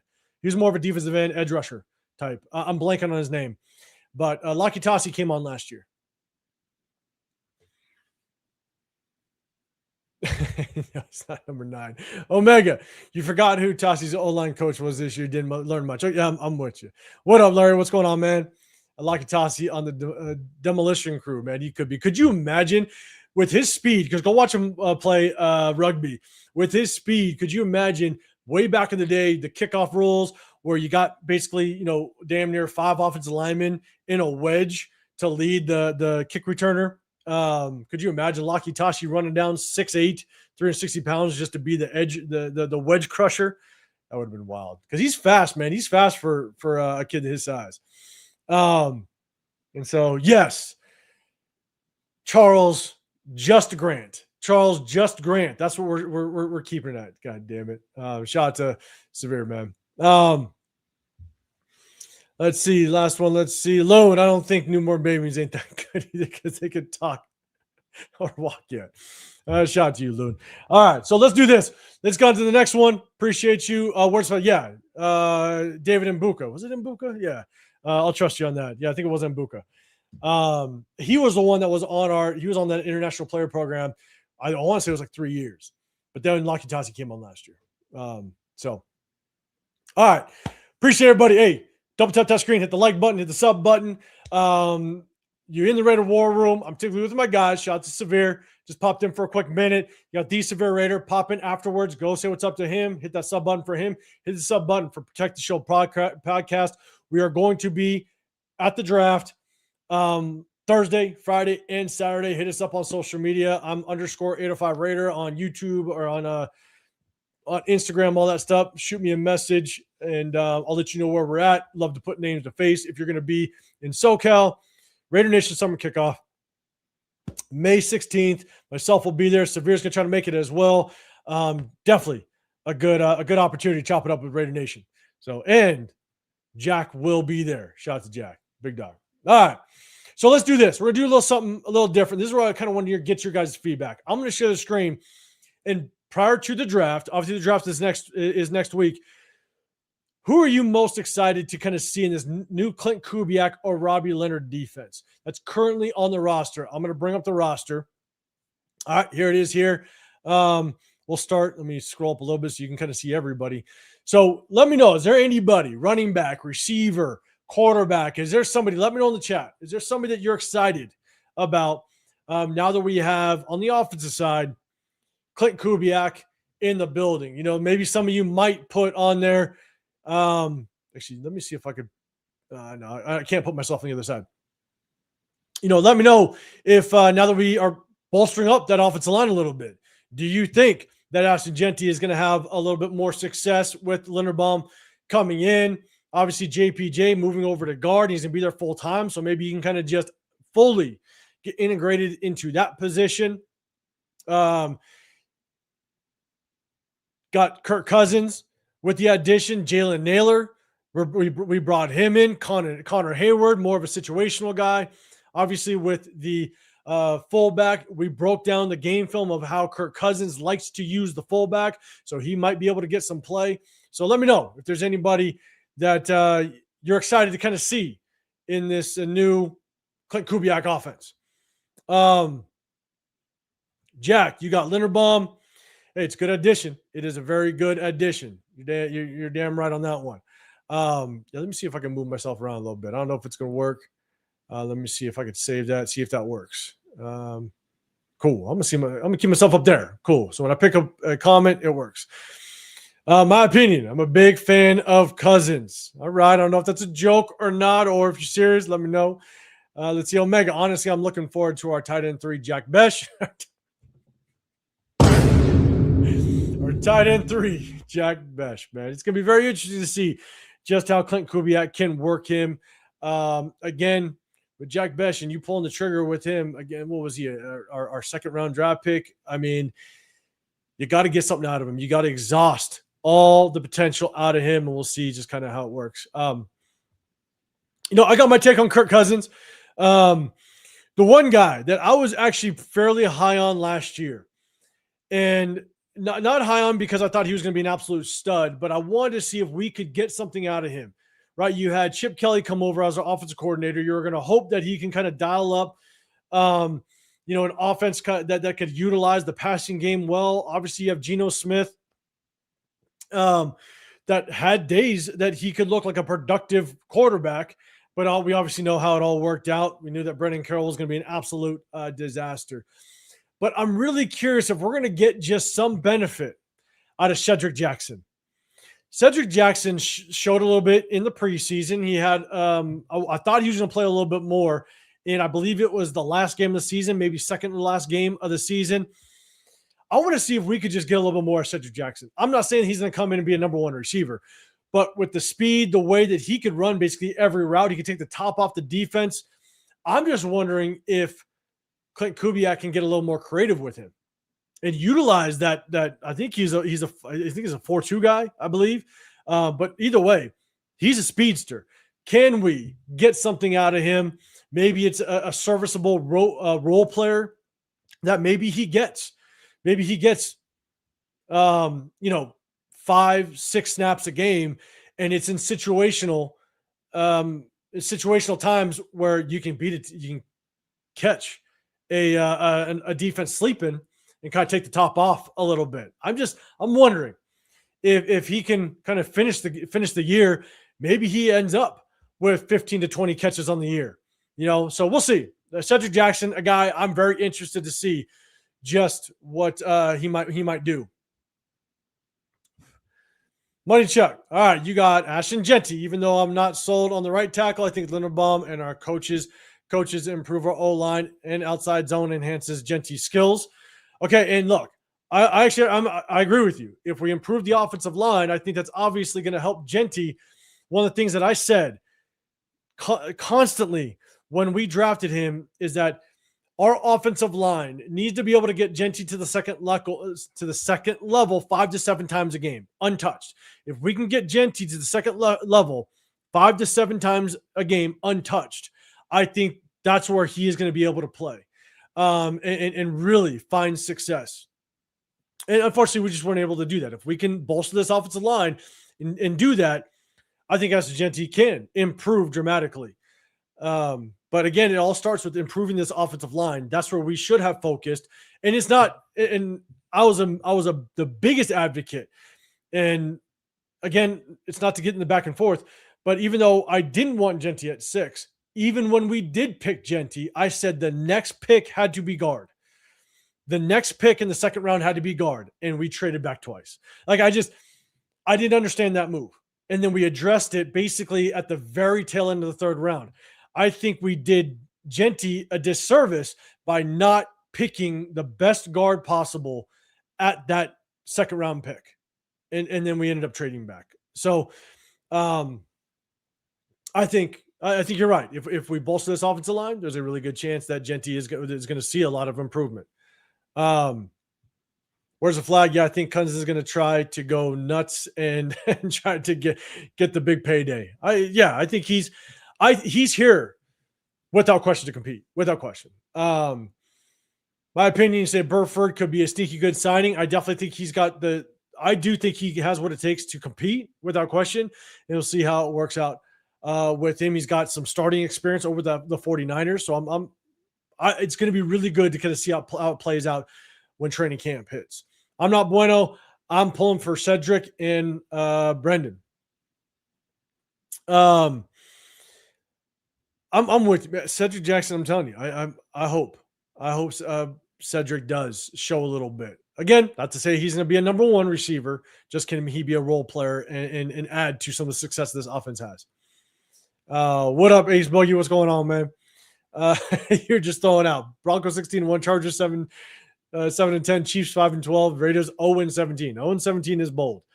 That is bold. I don't think we're going to go 0-17, but I don't have high expectations. Again, not to say because we're going in the wrong direction.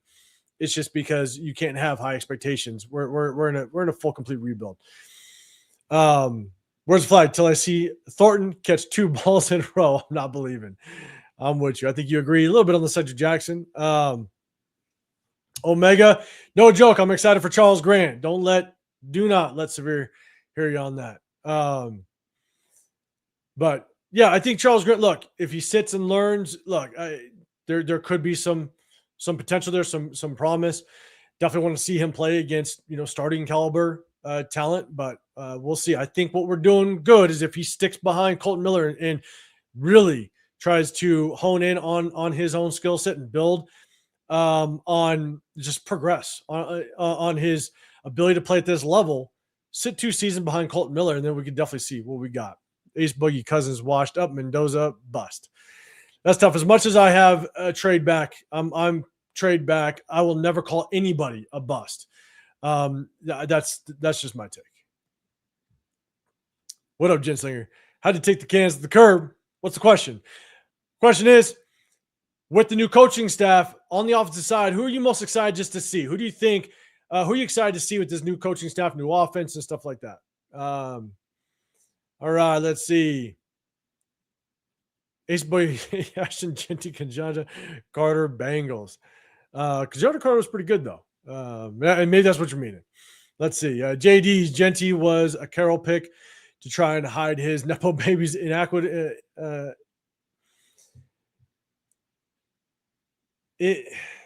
can't get that damn word out.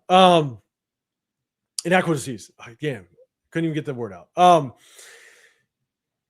I think the Genty pick was a Pete Carroll pick. I do think that it was definitely a win now pick, in my opinion. And I've been a firm believer. And shout out to Severe because I know he's been saying it for a while too. Sorry, JD's inadequacies. I knew I was going to get it. Inadequacies. Is the ceiling of your running game starts with the offensive line. The floor of your running game starts with the running back. And to me, I feel like, and that's what we proved it last year. Like everybody can say Genty's a good running back, and I think Genty's a good running back. But the problem is if you don't have a good offensive line, that good running back just you really can't showcase the full skill set. And that's what happened. It was proven last year. If you don't have a good offensive line, a good running back isn't going to be able to thrive, right? No one can argue that now because that's exactly what we saw. Now, the moment you improve the offensive line, that's all of a sudden now Genty's going to get better. It's why? It's because you improved the offensive line. And so I've always been a build the offensive line first. Now, I've always been a running back by committee guy, a 1-2 punch guy. I've always been that.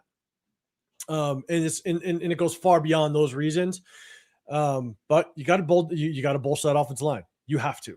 But I do think that was a Carroll pick because I do think he was also in win now mode, to be honest. Omega, your boy John said it was the worst guard last year. So he was not great, and I had him at number one. The one thing that you have to keep in mind, go look at the history a little bit, and I'm going to, just like anybody, just like any rookie, and if we draft Fernando Mendoza, as much as I'm going to point out some of the efficiencies with Fernando Mendoza, I'm going to get, if we draft him, which again, we most likely are, I'm going to give him a full 3 years. Even if he showcases on film what I saw in college, I'm going to give him 3 years, right?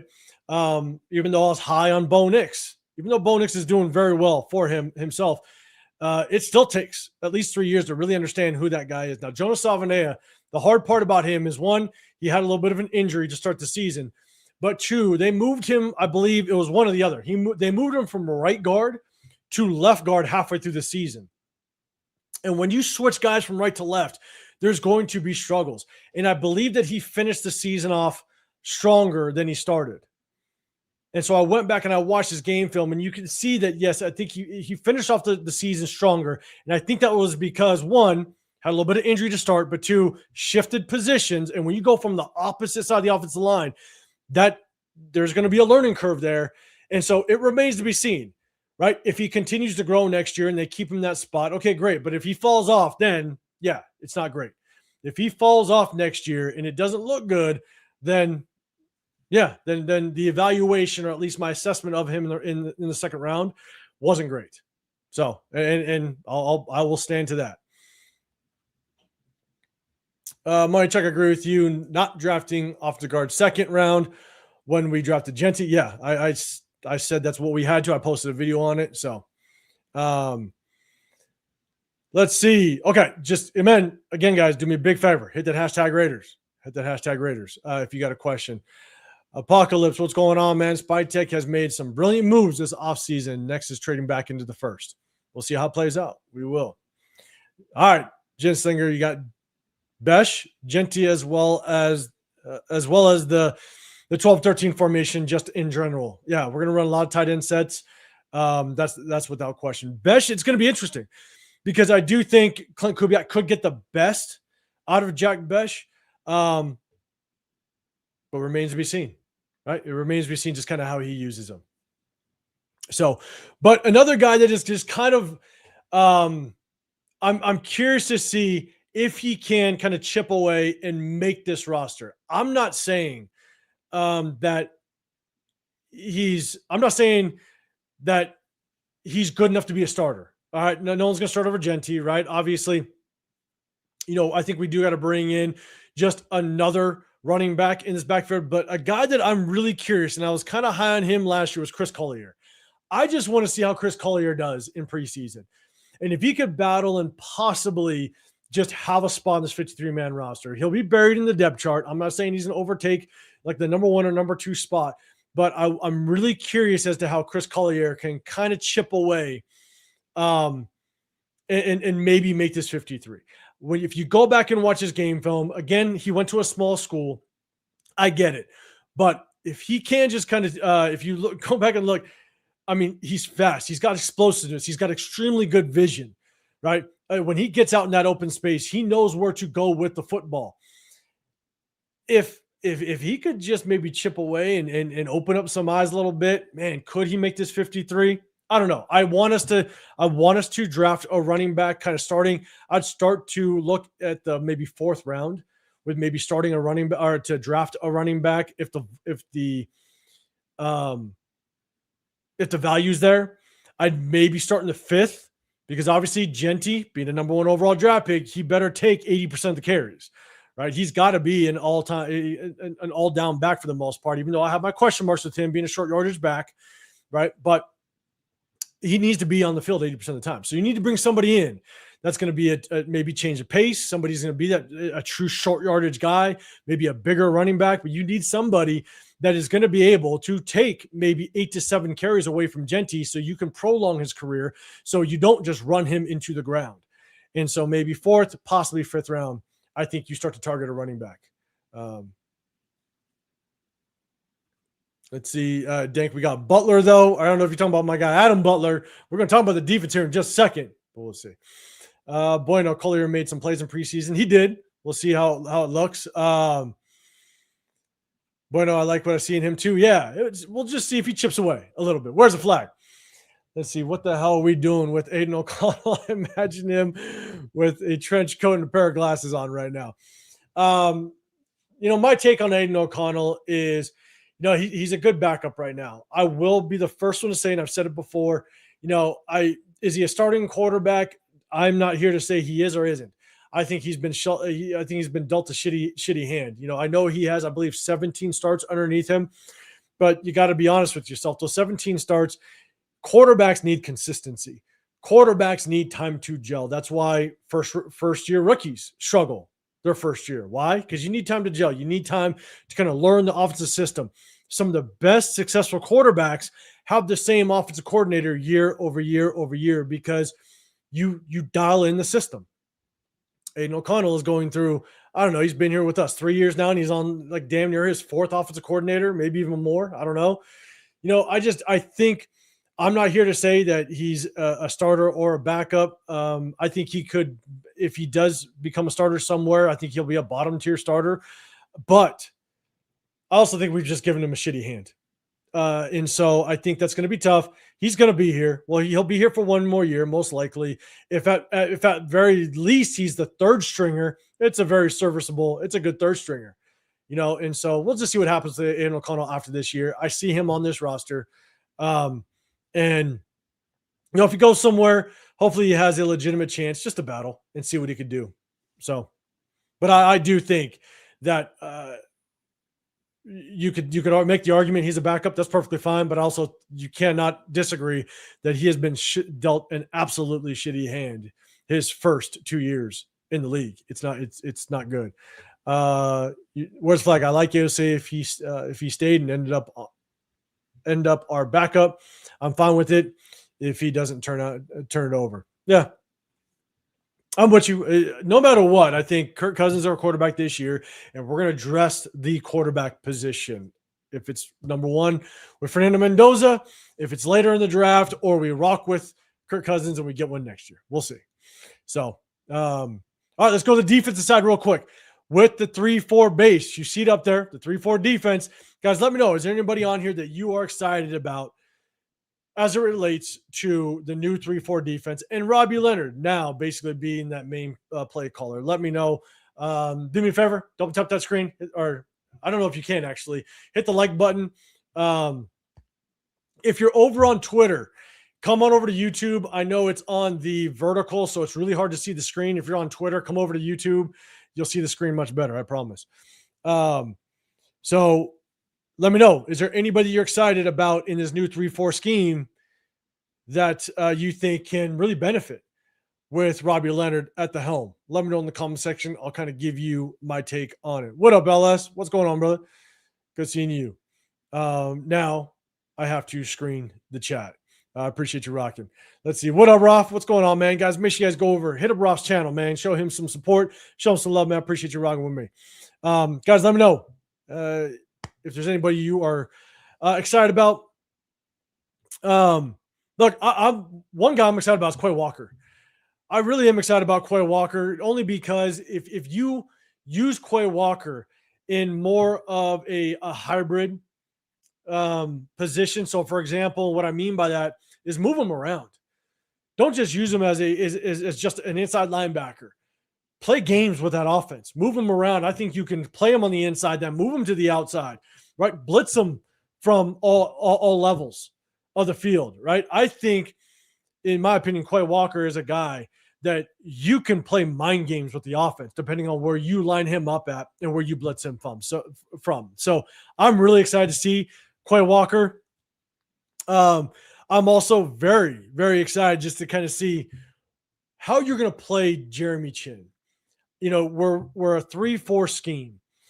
Typically means you're going to have 4 linebackers. Now you're most likely going to use Max Crosby as more of a 5 tech a little bit. He might move outside linebacker a little bit, but he might find himself with his hands in the dirt a little bit more because I do think that Kwity Paye is going to be more of that true 5 tech on the opposite side, where he's going to be more run support.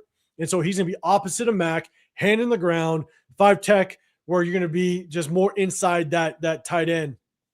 And so I think Kwity Paye is going to be more on the run support side, where Max is going to be that 4th linebacker. But man, Jeremy Chinn, imagine with all the athletic bodies on that field, you got Quay Walker on one side. Now you can start using Jeremy Chinn, blitz him off the edge, right? Bring him inside the box and play him more of a box safety. We tried to last year, but because of that cover three and the way that we played it, I think the reason why it hurt Jeremy Chinn was because every offense knew what his responsibility was. He was covering the flat.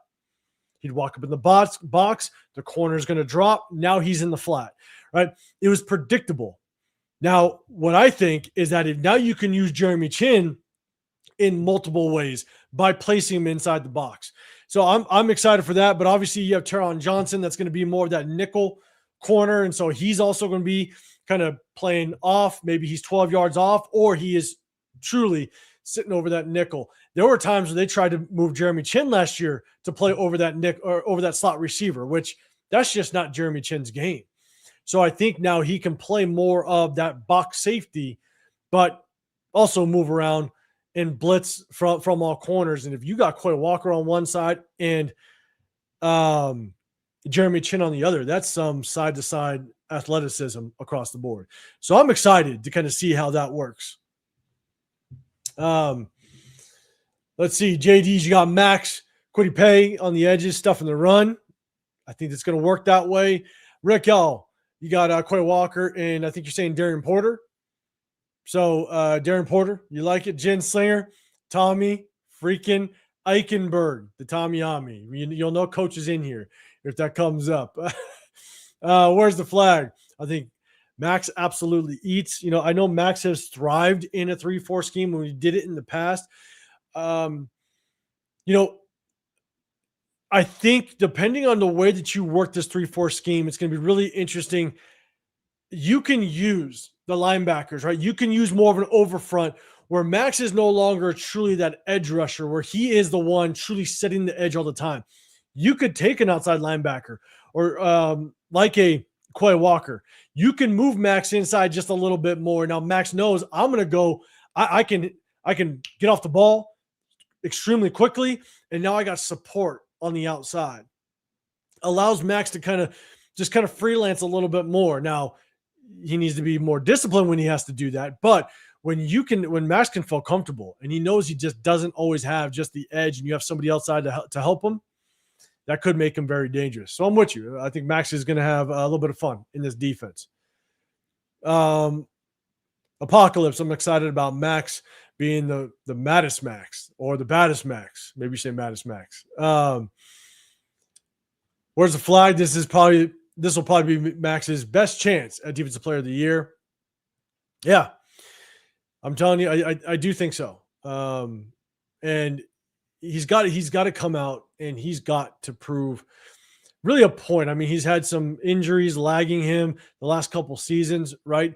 And I said this, I think, shout out to Jeff. I said this in Jeff's chat back in a few nights ago. I said that I want Max. I want Max to play like a top 3 edge rusher. I think a lot of us look at him like a top 3 edge rusher. I think a lot of us expect him to perform like a top 3 edge rusher. And I just don't think we're getting that out of him. Again, those injuries could have plagued him a little bit, but I want to see him be a true top 3 edge rusher. I want to see him kind of get in that realm of 13, 14 sacks. Right. And so, and I agree. I think this is his opportunity to do it. So we'll see how it works out. Salvador, Tyree Wilson, last chance, should benefit in the 3-4 defense, especially inside.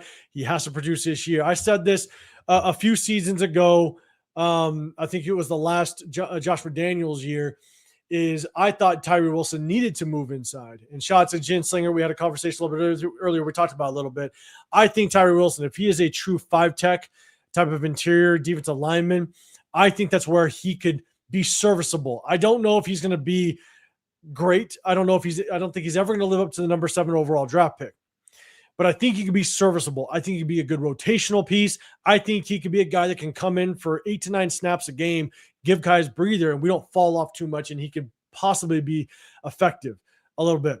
Because my biggest knock on Tyree is that I just don't think he has the mental willpower to be great. I don't think he wants to be great. And that's where I think he's got all the physical ability and physical talent to do it. It just hasn't matched up with his mental want to be great. And I think that's why that's what's holding him back. And so, but you move him inside, I think he'd be serviceable without question. Unless I'm excited about Caden McDonald when we move up to get him. We talked about that a little bit earlier.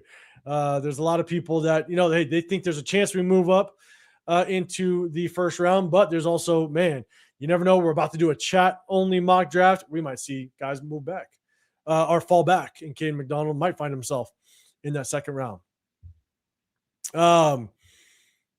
Where's the flag? Would be excited about it. Matthew, can Kuntz and Wilson play together? They can. You put Kuntz in maybe for Max, right? If Max needs a breather, Kuntz comes in and spares him a little bit, and then you have Tyree Wilson on the inside. I think that there's a chance that could happen. Again, just because it's a 3-4 doesn't mean that you can't show a look like a 4-3 where Kuntz and Tyree could be on the inside, where Kuntz is now on the outside and Tyree is more that 5-tech. And so there is a world or a situation where they could be on the field at the same time. I wouldn't do it very often, to be honest, but it could potentially happen. Let's see. Where's the flag? Wilson in 3-4 DN spot could be all right. Let's see. RIP Kobe, what's going on, man? Someone going to fall. I hope it's Boston or McDonald or that safety from Toledo. Yeah, Emmanuel. Is it Emmanuel? I'm blanking on the kid's name, but yeah, the safety from Toledo. I'm telling you, I'm kind of on the fence between the safety from Toledo and the safety of LSU, AJ Halsey. Those two guys, I'm on the fence. I think AJ Halsey is more of a true free safety that can fly side the sideline. The kid from Toledo, I think he could be a really good free safety. I think AJ Halsey could be just better as it relates to just flying to the football and be more that like over the top safety that I think we'll need him to be, if that makes sense. I still think both of them are good, but I think I lean Halsey a little bit, but that's just my opinion. So, all right, Jeff, you're saying we need to trade Butler for a bottle of scotch in 805. That ain't gonna happen. God damn it. That's not gonna happen. All right. Butler is here to stay for the rest of his career because he's that goddamn good. I'm just saying. Let's see, Jen Slinger. Let's see. In all seriousness, sure. It's Max, without doubt. There's a chip on top of a chip, stacked with like Pringles. The quarterback goes down. He goes down early. He goes down hard. Hey, I hope so. Man. I'm with you. Let's see. Delp. Okay. I know that Delp is a beast, massively underrated, and could be a nightmare on the field with Brock. Are we interested? And where do you think he goes? Let me look real quick. Because I'm blanking on who Delp is, to be honest with you. I know if I look his name up, I'll remember right away. But remind me who he is. I appreciate it. Let's see. Dank, Besh, and Kurt might work. Let's see. Salvador, would you take Caleb Banks or McDonald at 36? That is a tough one. I'll be honest. Like, I think it's so hard to understand because you got to know what that medical is. The good thing about Banks, I think it was a clean break, and you can come back from a clean break. Ligaments is where it's really tough. Obviously, you had the Tyree Wilson situation, and so I I don't know. The medical has to clear. If the medical's okay, if you're comfortable with the medical, I think you take Caleb Banks in a heartbeat. And that's just my opinion. If you have just the slightest question marks on the medical, then I think you go McDonald. But because we were not privy to that information, I'll be honest, it's really hard to figure that out. What up, LV? What's going on, man? Guys, make sure you guys go over to LV Raider Nate's channel. Go say what's up to him. Show him some support. Love. He's always on, I think, on Wednesdays and Thursdays with the guys. And so definitely check him out. Check out his contact. He does a lot of research as well with those college prospects. Now, don't judge him on his Jack Besh going to be receiver number one. Don't judge him on that take, all right? Because that is wild. Look, I'm not going to hate on Jack Besh. I don't think he has what it takes to be a number one. But like I just stated earlier with Mendoza, with Jonas Savanea, with with Bo Nix, all that stuff, I'm going to let it play out with Jack Besh.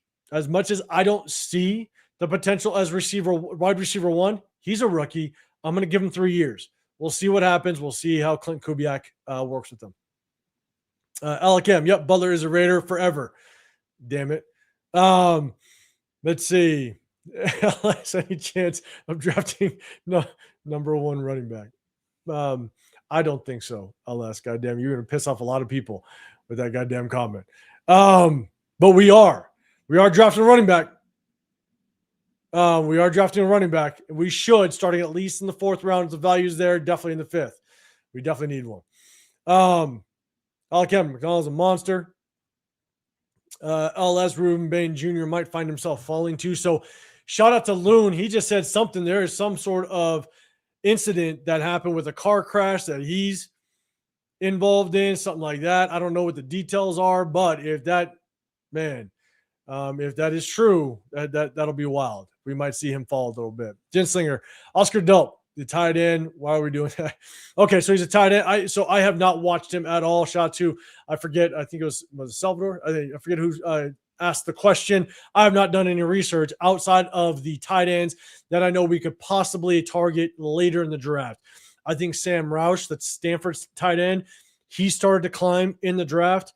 And so I'm not targeting tight end until maybe the 5th round if the value's there. The tight end for Alabama, the Cuevas kid, I think you might be able to take a shot at him. That I think his name's Kaz Merrick, the kid from Ohio State. Maybe you could take a shot at him. I would like us to look at a true run blocking tight end, someone that's going to come in and maybe be the replacement for Michael Mayer when we either trade him or move off of him. Because obviously the goal is Brock Bowers ain't going nowhere. So you still need that true run blocking tight end. And so I'd love to see us maybe start to target a tight end in the 5th round, depending on the value, definitely in the 6th or 7th, but get a true run blocking tight end. So, Jeff, let's just take Love at 1. Let's just take him, right? The value is there. Rick L., car crash where someone died. Okay. Again, I don't know what the details are. I think Loon said it was an incident from back in the day, so it wasn't recent. Correct me if I'm wrong, but God, that's crazy. That is crazy. Salvador, running back, or Mendoza at 1. Just kidding. Yeah, you're going to piss everybody out. The chat will go crazy. So, all right, guys, that's kind of my take. Let's go back up to, I'm gonna go back up to the big screen. I am going to set this thing up like I said before. Let's do a chat mock draft. Okay, chat, we're going to do a mock draft. I'm going to let you guys do it. This is the way that we're going to work. Okay, Rick, you said it happened a while back. All right, good. But happened a while back. Don't know the details. We'll see just kind of how it works, depending on what Ruben Bain's involvement was in it. Yeah, you depending on the severity of it, he might find himself falling back. So we'll see how it works out. Okay. So I'm gonna share the screen. I'm gonna share it this way. I might put myself, let me see how it works on the bottom. No, I'll put myself on top. Okay. All right, this is the way it's going to work, guys. Chat only mock draft. I'm going to set it up. Obviously, Raiders, obviously, 7 rounds. This is the way we're going to do it. Okay. I'm going to give you one shot.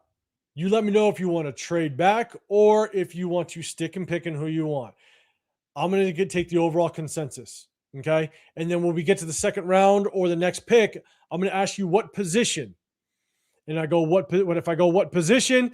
I'm going to take the overall consensus, or actually, no, I'm sorry. I take that back. I'm going to take basically like the first 3 position groups. That's what we're going to do. And as long as the first 3 position groups that I see, that's the position we're going to go to, and I'm going to funnel through that. All right. And then I'm going to go with whoever the top 3 choices for that position group. So hopefully that's kind of understand. I'll walk you through it, but I think it's the best way to do it. Again, over 100 people in the chat. I appreciate you guys. Double tap the screen, hit the like button, sub button, and we'll do a quick Q&A right after we do this this mock draft. So let's dive into it. I think you guys are kind of answering the question.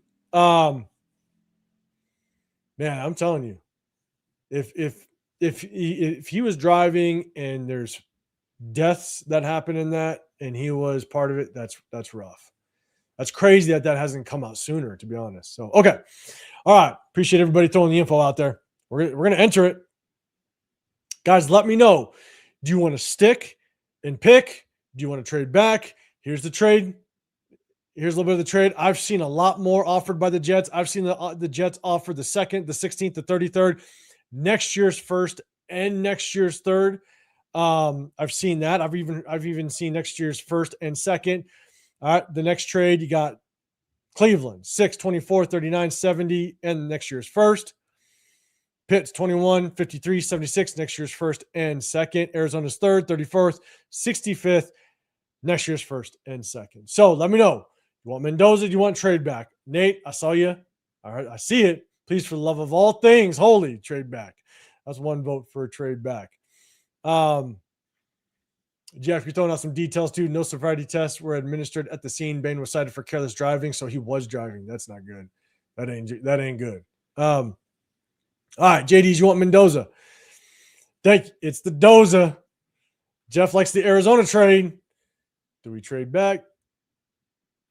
Where's the flag? Ray, if you do one after 8:05, then do the trade. I might do one. After. I might do one, but it'll be my mock draft. Let's put it that way. I'll do my mock draft, and we'll see how it works out. But I just got one from Mendoza, so we're picking Mendoza. That was the overall consensus. We got another Mendoza. Hopefully there's a Ravens trade with Max. We'll see if that works out. Okay, we're going Mendoza. All right. Not my pick, but chat, this is all for you. Here we go. Mendoza it is.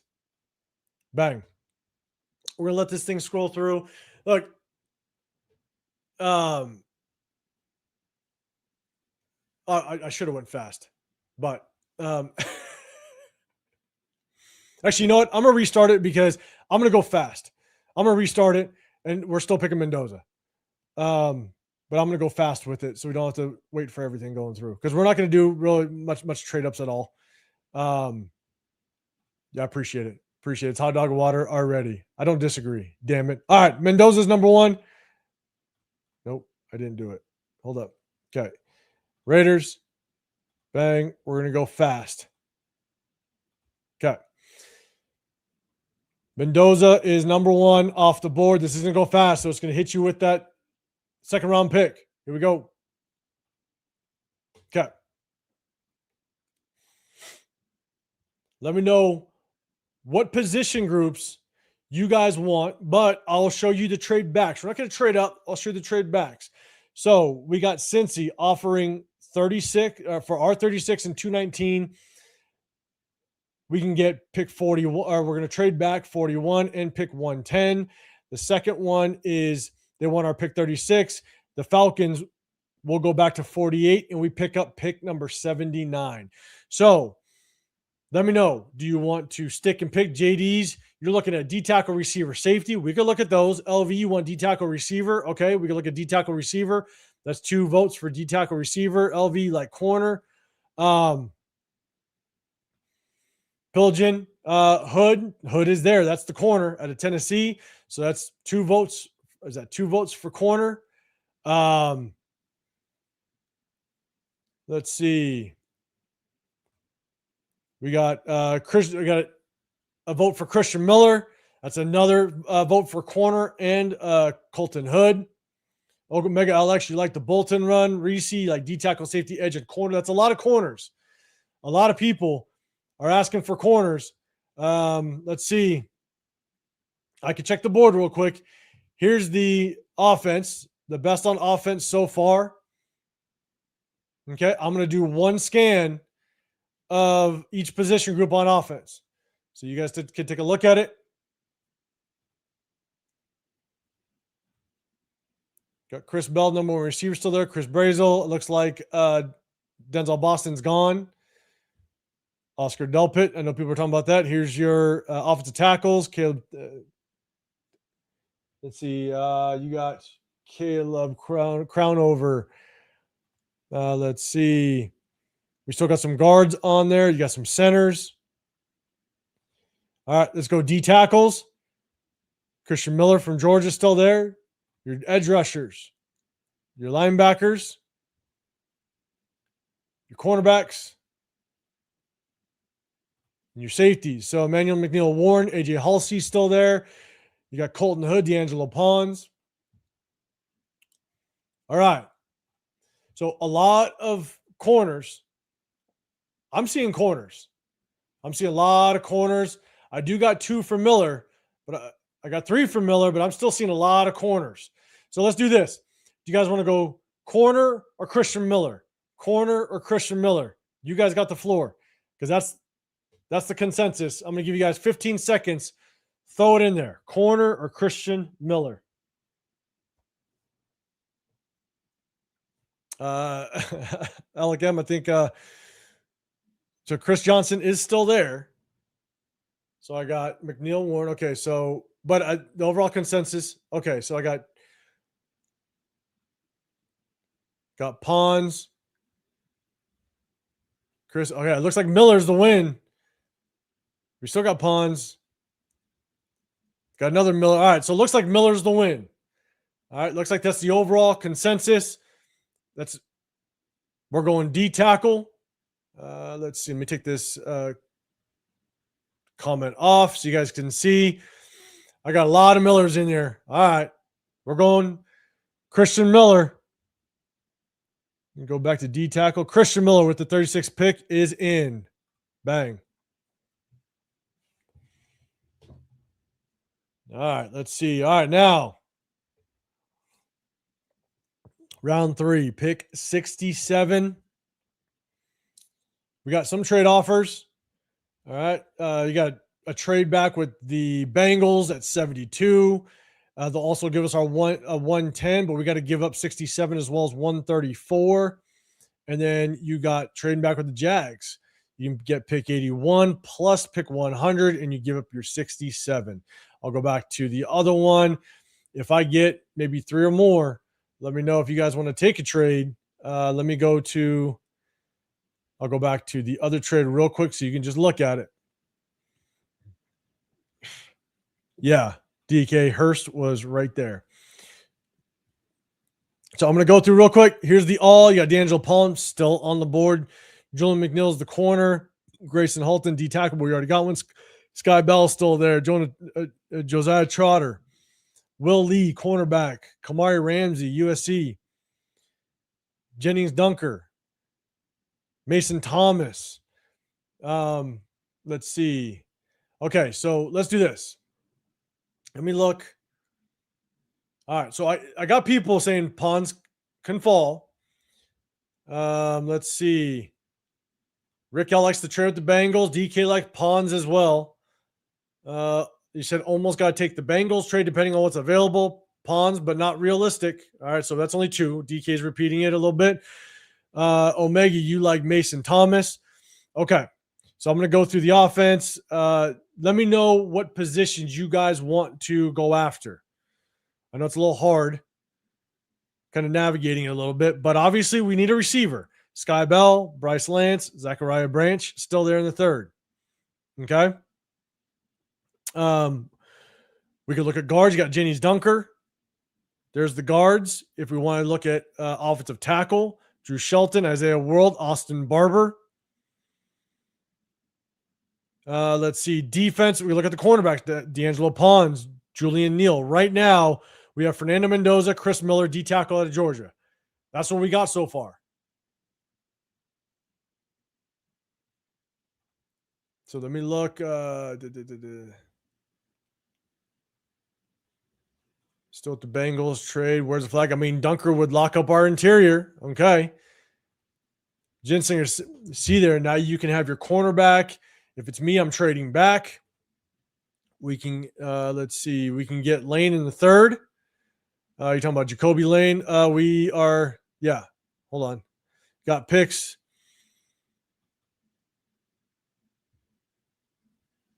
Let's see.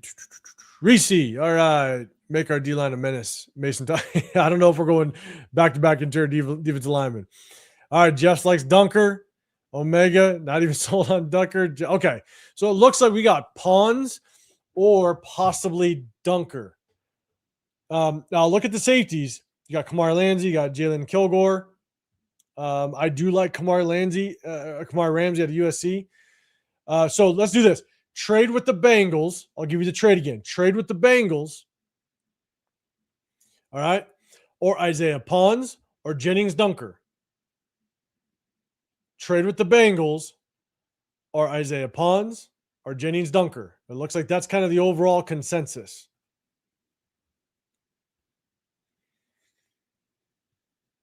Let's see. Anthony, how about the Arkansas offensive tackle instead of wasting our time? So you, let's see.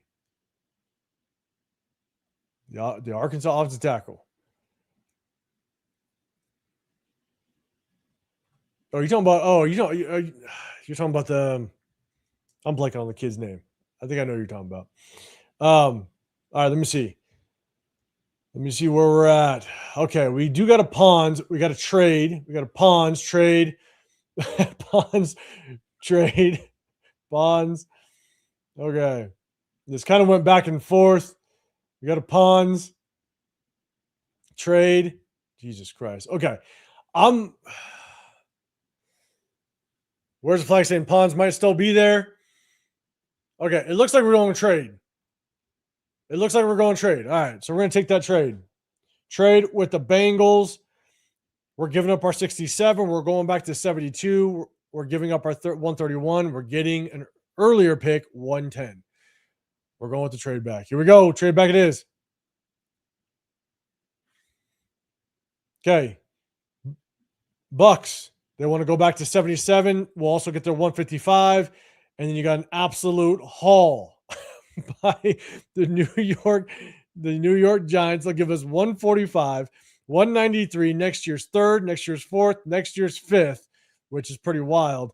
If we don't pick at 71, our next pick would be 102 because that trade puts us all the way back to 105. So we would go to 172. I'm not sure if anybody likes that trade, but there it is. All right. Do you want Pons? We'll go to the safety. Kamar Ramsey still there. Pons, Kamar Ramsey. Some people are liking Kilgore. So let's see. All right, we got a Pons. Hold up. Jeff likes to trade back, but we got Kilgore. We got a Kilgore. We got Pons. So we got 2 Pons. We got 3 Pons. All right. It looks like it's going to go Pons. If no one can sway it.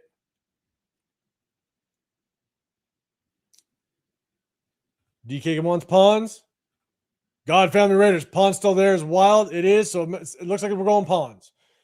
All right. Pons it is. Just so you know, our next pick is 102.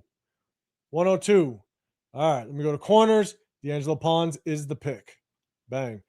All right. Now you got Fernando Mendoza, Christian Miller, D'Angelo Pons. All right, let me go back up to the draft trade offers. You got the Dallas Cowboys. This is the only trade on the board. Dallas Cowboys wants our 102. We'll get 112 and 152, but we're also going to give up next year's 7th. All right. Let me get down. Let me know if anybody wants that trade, but I'm going to go hit all right now. Cornerback. Malik Muhammad's still there, but we just got a corner. Got Jonah Coleman, running back out of Washington. I really like Jonah Coleman as a running back, to be honest.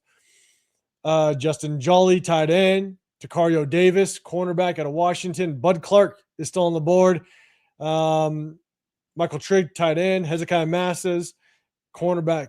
Cal. Austin Barber, offensive tackle. So, what position group do you guys want to go after? Do we want to look receiver? Do we want to look safety? I'm seeing, let me kind of go up. I want to make sure I'm not. So, we got a lane. Rick, I'll go best available again. Let's see. Here's the best available right now. All right, and I'll hold it there for a second, and then I'll scroll down. All right, Larry likes that trade. Let's see. We got a Bud Clark. We got another Bud Clark. We got a Bud Clark. Clark, receiver. Okay, so I think it's going to be Bud Clark, but let me go look over at the safeties. Or I'm sorry, at the receivers, because we haven't got a receiver yet. Here's what we got. Okay.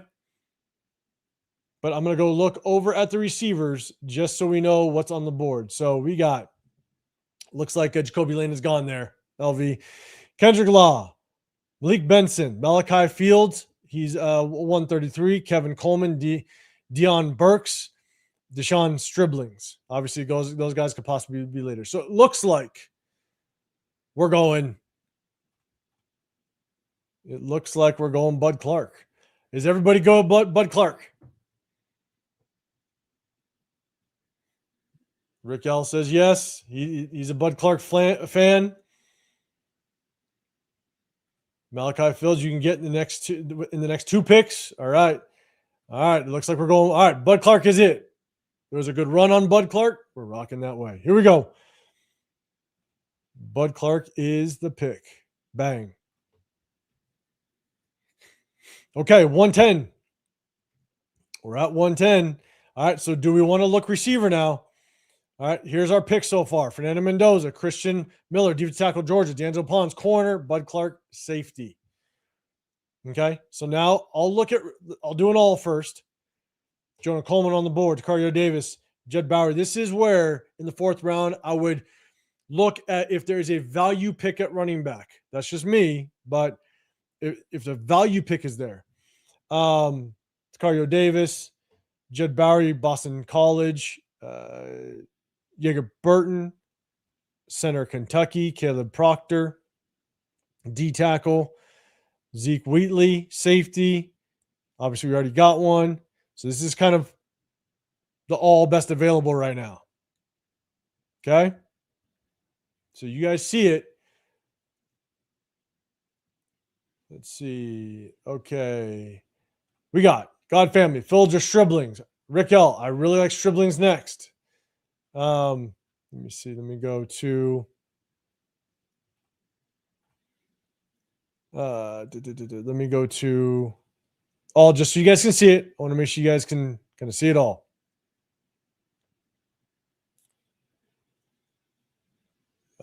Striblings. All right. DK receiver or running back. Check the O-line. I'm going to check the O-line. So we have not addressed the guard position. Jalen Farmer's there. Bo Stevens. Falili Fomeo, if I'm pronouncing it correctly. I believe he was confirmed to be an interest of the Raiders. So there's your guards. Here's your tackles. Jed Bowery, Tristan Lay out of Clemson.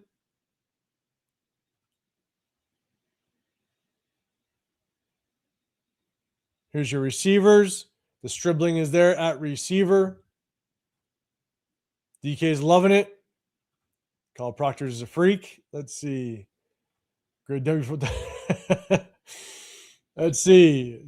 Reese wants to double up on safety. All right. Okay. I'm seeing Stribling so far. But if you guys want to go O-line, I'm seeing got Stribling, we got Farmer, we got Bo Stevens. So do you want to go receiver or guard? Okay. Here's the receivers. Let me take the comment down. Looks like it's either receiver or guard. Do you want to go receiver or guard? Put it in the chat. Here's your receivers. You can look at it. Here's your guards. Jalen Farmer, Bo Stevens. I'm not going to try to pronounce the name again. Where do you want to go? I can go tackles too, just so you guys can look at it.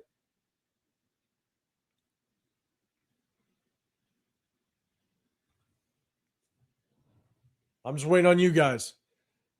Receiver, guard. Which one? All right, Rick L, we got a Bo Stevens. I see you. But then we got a receiver. Okay, I just got to see just a little bit more, depending on where you guys want to go. Here are the receivers again.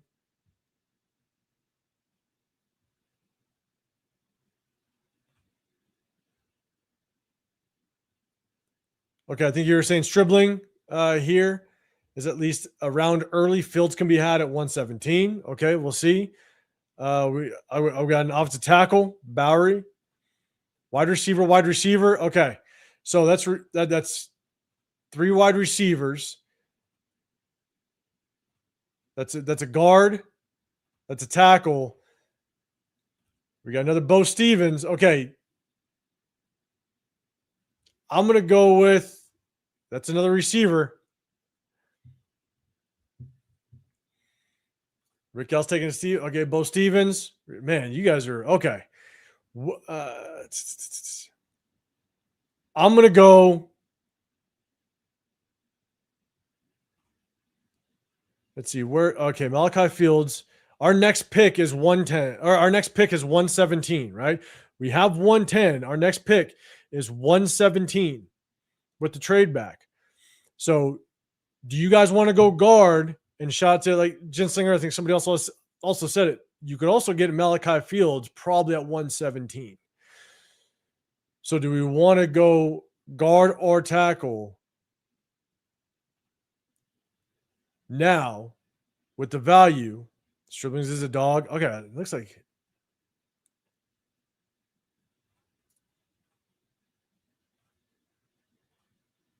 Man, okay. Wait, who's at running back? So you got Jonah Coleman at running back and Kalon Black. Okay. Striblings is better than Fields. I think it's definitely between a receiver and a guard. Let's go.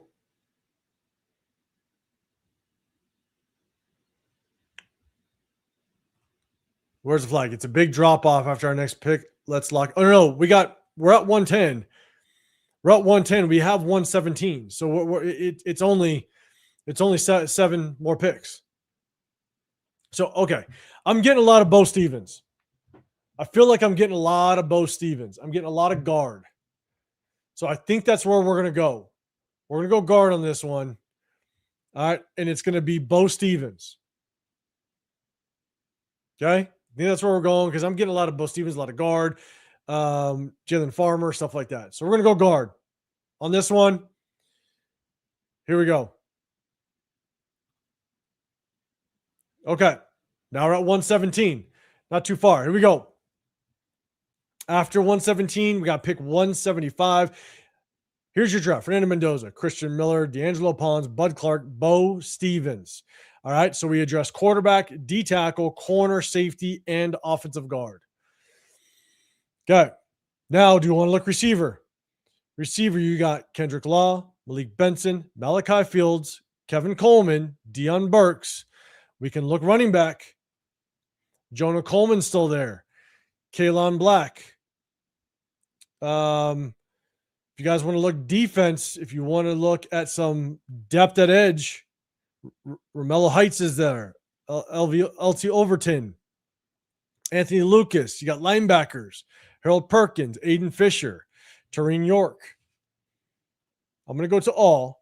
Let me see where we at.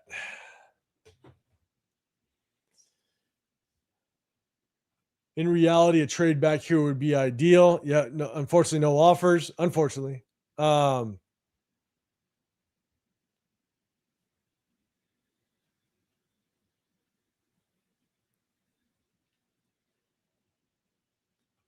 God, who's the big offensive tackle that's literally been on our practice squad forever? Why am I blanking on his name? He's a massive human being, but to me, I've always said that he just moves like a robot. So I don't think he'd ever be able to be a starting tackle. But you're saying move him over to D tackle, if I'm reading it right. But I'm blanking on his name. I think Jeff and Jason were talking about him on their live. Okay, Stribling's over Fields. Let's get back to it.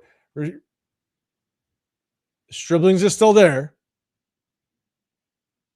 You got Malachi Fields, Rick L, Chris McClellan, or Stribling. Now we did get a D tackle early, but D tackle he should still be there. Yeah, Chris McClellan is still there. All right, so we like Malachi Fields. Okay, hold on. So make sure I get this organized a little bit. So right now we got a Striblings, we got another Striblings, we got a Malachi Fields, we got two McClellans. Omega LX. Jonah Coleman's a running back from Washington. I actually really like that kid as a running back, to be honest. We got another Fields out of George. We got Perkins, the linebacker, I believe, right? Okay, so it looks like we're probably leaning receiver. What up, Quirk? You got Coleman. You got Jonah Coleman in here. Rick L. Dalton Wagner. Yes, thank you, Jeff. Dalton Wagner. I'm telling you, massive human being, but he just moves like a robot. He's just not athletic enough. Get to the second level. He just that was my take on him ever since he was put on our roster.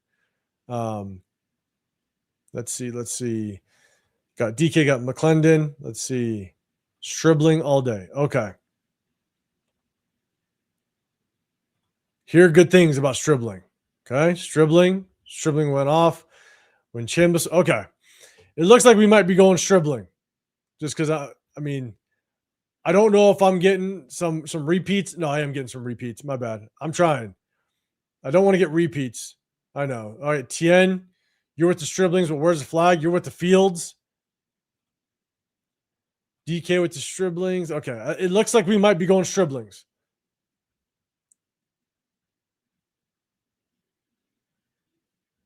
Except for the fact that I see Rick L saying it like 3 times.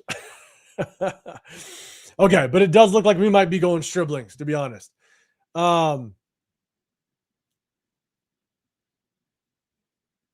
I know. I saw a ton of Striblings, and I didn't count Rick L saying it like 3 times. So I think we're going Striblings here. All right, this is going to get a receiver. So that's what we're going to go. All right. Dazon Striblings, receiver, Ole Miss. Off the board. All right. Pick 175. Pick 175. Okay. So let's go to the defense. Actually, no. Let's go running back, because I know a lot of people are looking at running back as well. So at 175, you got Roman Hemby, Adam Randall, Jamarion Miller, Noah Whittington. In my opinion, probably Roman Hemby. Looked like there was a run on running backs. So it looks like Roman Hemby might be the only one worth a 5th round draft pick as it stands right now. So let me know if you would want a running back. To me, Roman Hemby seems like the only option. Let me know if there's another position group you want to take a look at. We have not taken an offensive tackle. If you might want to take an offensive tackle, Travis Burke, the monster that was tied to us. He did come in for a visit out of Memphis. I think he's like 6'8" or something like that, 6'9". Massive human being. We can go linebacker. So you got Kendall Daniels, Jack Kelly at the linebacker position, Landon Barton at the linebacker position. So guys, let me know who you guys like. Travis Burke, Pillager for Fun. I'm going to go back to all. We can look at the edge if you want to look at the edge a little bit. I'll just hold it up there. Omega, now the running backs are gone. Now, mind you, because it's not a massive need. Yes, I want a running back opposite of Genty, but I think we have so many holes to fill that at the end of the day, as long as you get somebody serviceable to steal just kind of those 7 to 9 carries a game, I think that's okay. Reese Rock, you want linebacker? I did put linebacker up there. Winnington is a tough dude. Yeah, but I believe Winnington's a little undersized. And so it's a question mark of what type of running back do you want to complement Genty, right? Do you want more of like that scat back, that quick kind of home run hitter, or do you want that bigger short yardage guy? And I think Whittington is more of that kind of quicker scat back. I could be wrong. I might be mixing up the two. Let me go back to him. So I think he's right here. Yeah, 5'10", 203. I could be wrong. I didn't do a deep dive on Whittington, but I believe that's the type of back that he is. So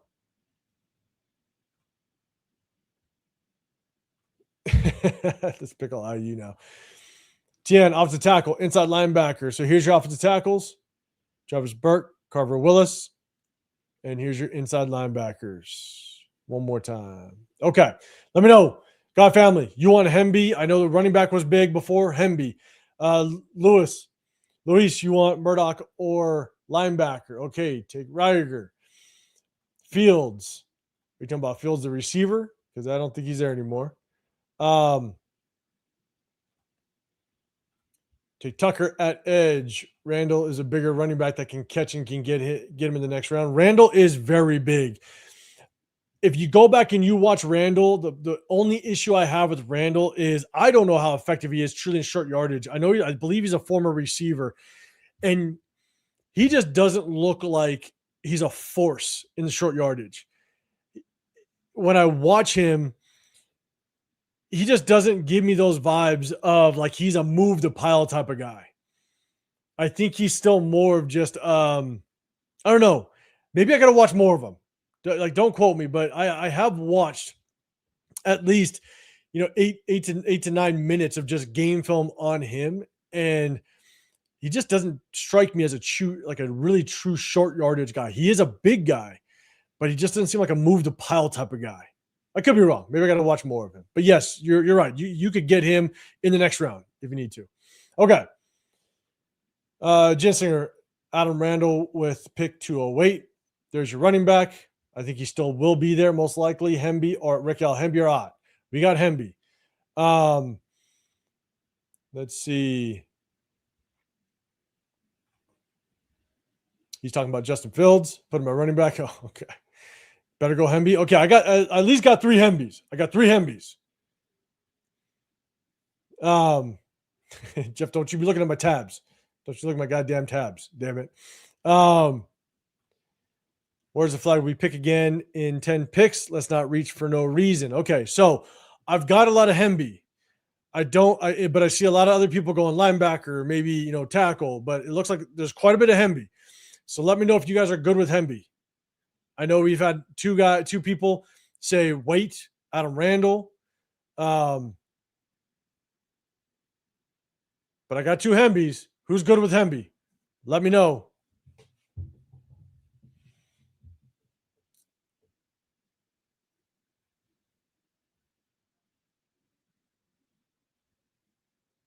I got 3 Hembys so far. I'm going to go with it. I got 15 seconds. And I'm going to go Hemby. God family said Hemby. Rick Yell said Hemby. Omega LX said Hemby. Where's the flag? You said Hemby. Luis, real quick, there's your picks. Omega, I'm going to show all one more time. Roman Hemby, Kendall Daniels, Thaddeus Dixon, Delby Lemieux, VJ Payne.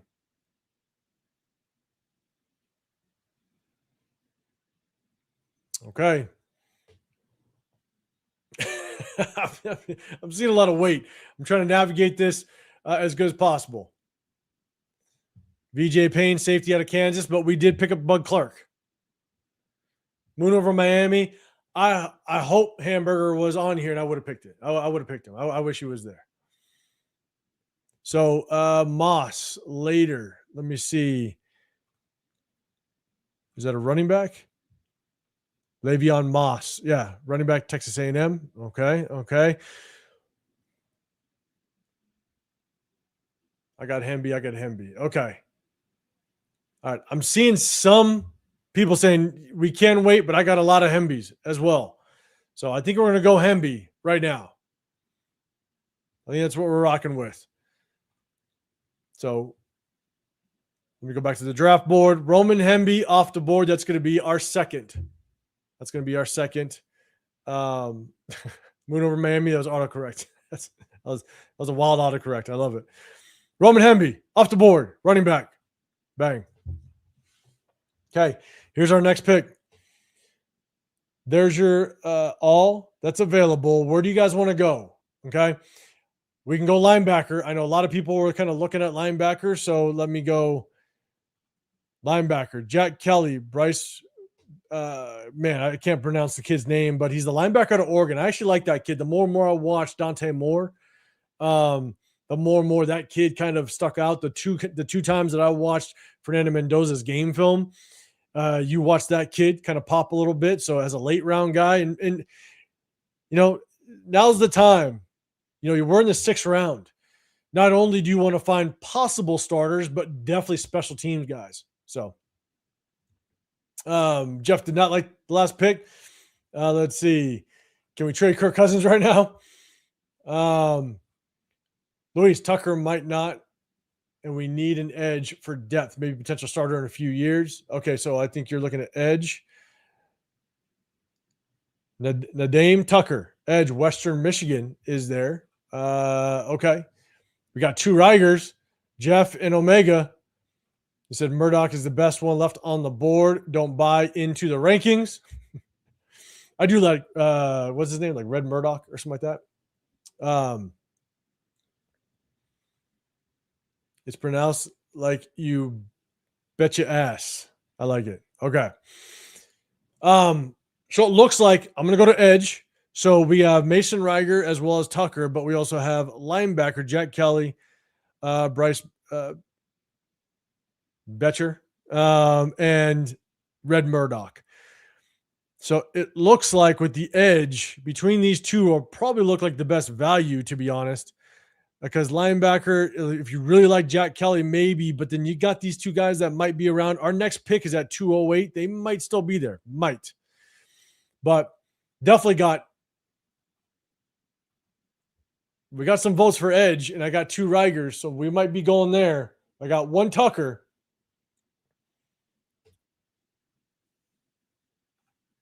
Then we got Louis just take Tucker, and I got Rick all at Riger. Okay. Looks like we're going edge. So which one is it? Tucker or Riger? Everybody got 20 seconds. Throw it in the chat. Tucker or Riger? Oh, let me go to them so you guys can see. Tucker, Riger.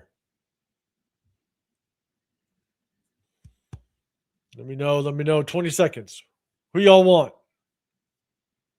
Now basically down to 15. Do I got 3 for Riger? Hold on. I got 1, 2.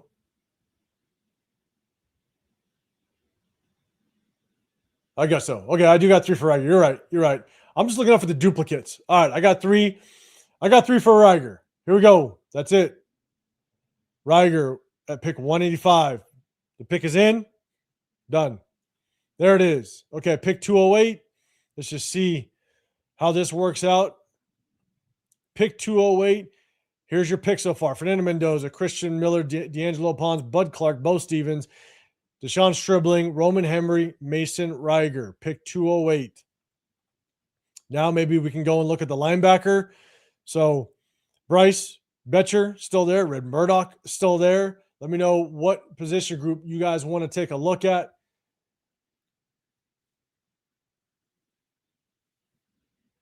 Let's see.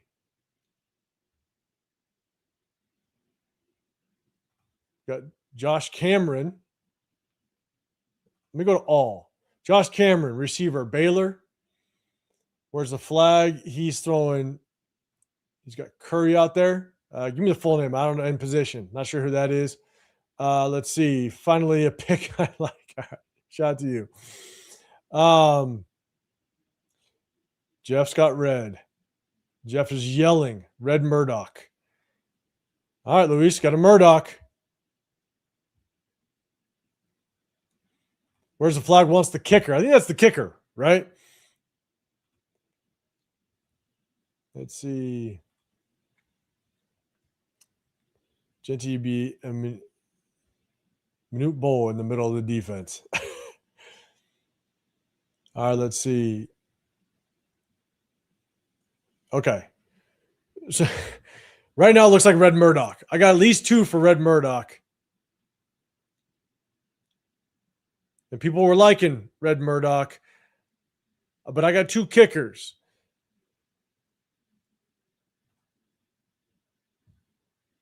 Is he on here? Hold on. Kicker. I don't even think he's on here. Yeah, kicker's not even on here. So I guess I'm not drafting him. Okay. So let's go back to defense. All right. So Betcher or Red Murdoch. Jinsinger is also throwing a TJ Hall out there. Where is TJ Hall? Hold on. I don't. Cornerback at Iowa. Okay, I got. Okay, and Mega Alex. Moon over Miami. Okay, it looks like it's going to go. All right. I think we're going Red Murdoch because I got a bunch up top and I got a few more that just kind of threw it in there. I think we're going Red Murdoch. Let me go linebacker. Red Murdoch. It is. He's currently off the board. Bang. Okay, that Betcher's still there. Here's your picks. Fernando, Christian Miller, DeAngelo Pons, Bud Clark, Bo Stevens, Deshaun Stribling, Roman Hemby, Mason Reiger, Red Murdoch. There is the last. Here's the last pick. So are there just some last minute sleepers? I'm going to go all, and I'm going to start scrolling down a little bit. Are there any sleepers? This is the opportunity to kind of just take somebody that you don't want to fall to free agency, like the undrafted free agent list, right? And so I'm going to kind of, what I'm going to do is I'm going to go from here and I'm going to scroll through a little bit. You guys can kind of see who's left.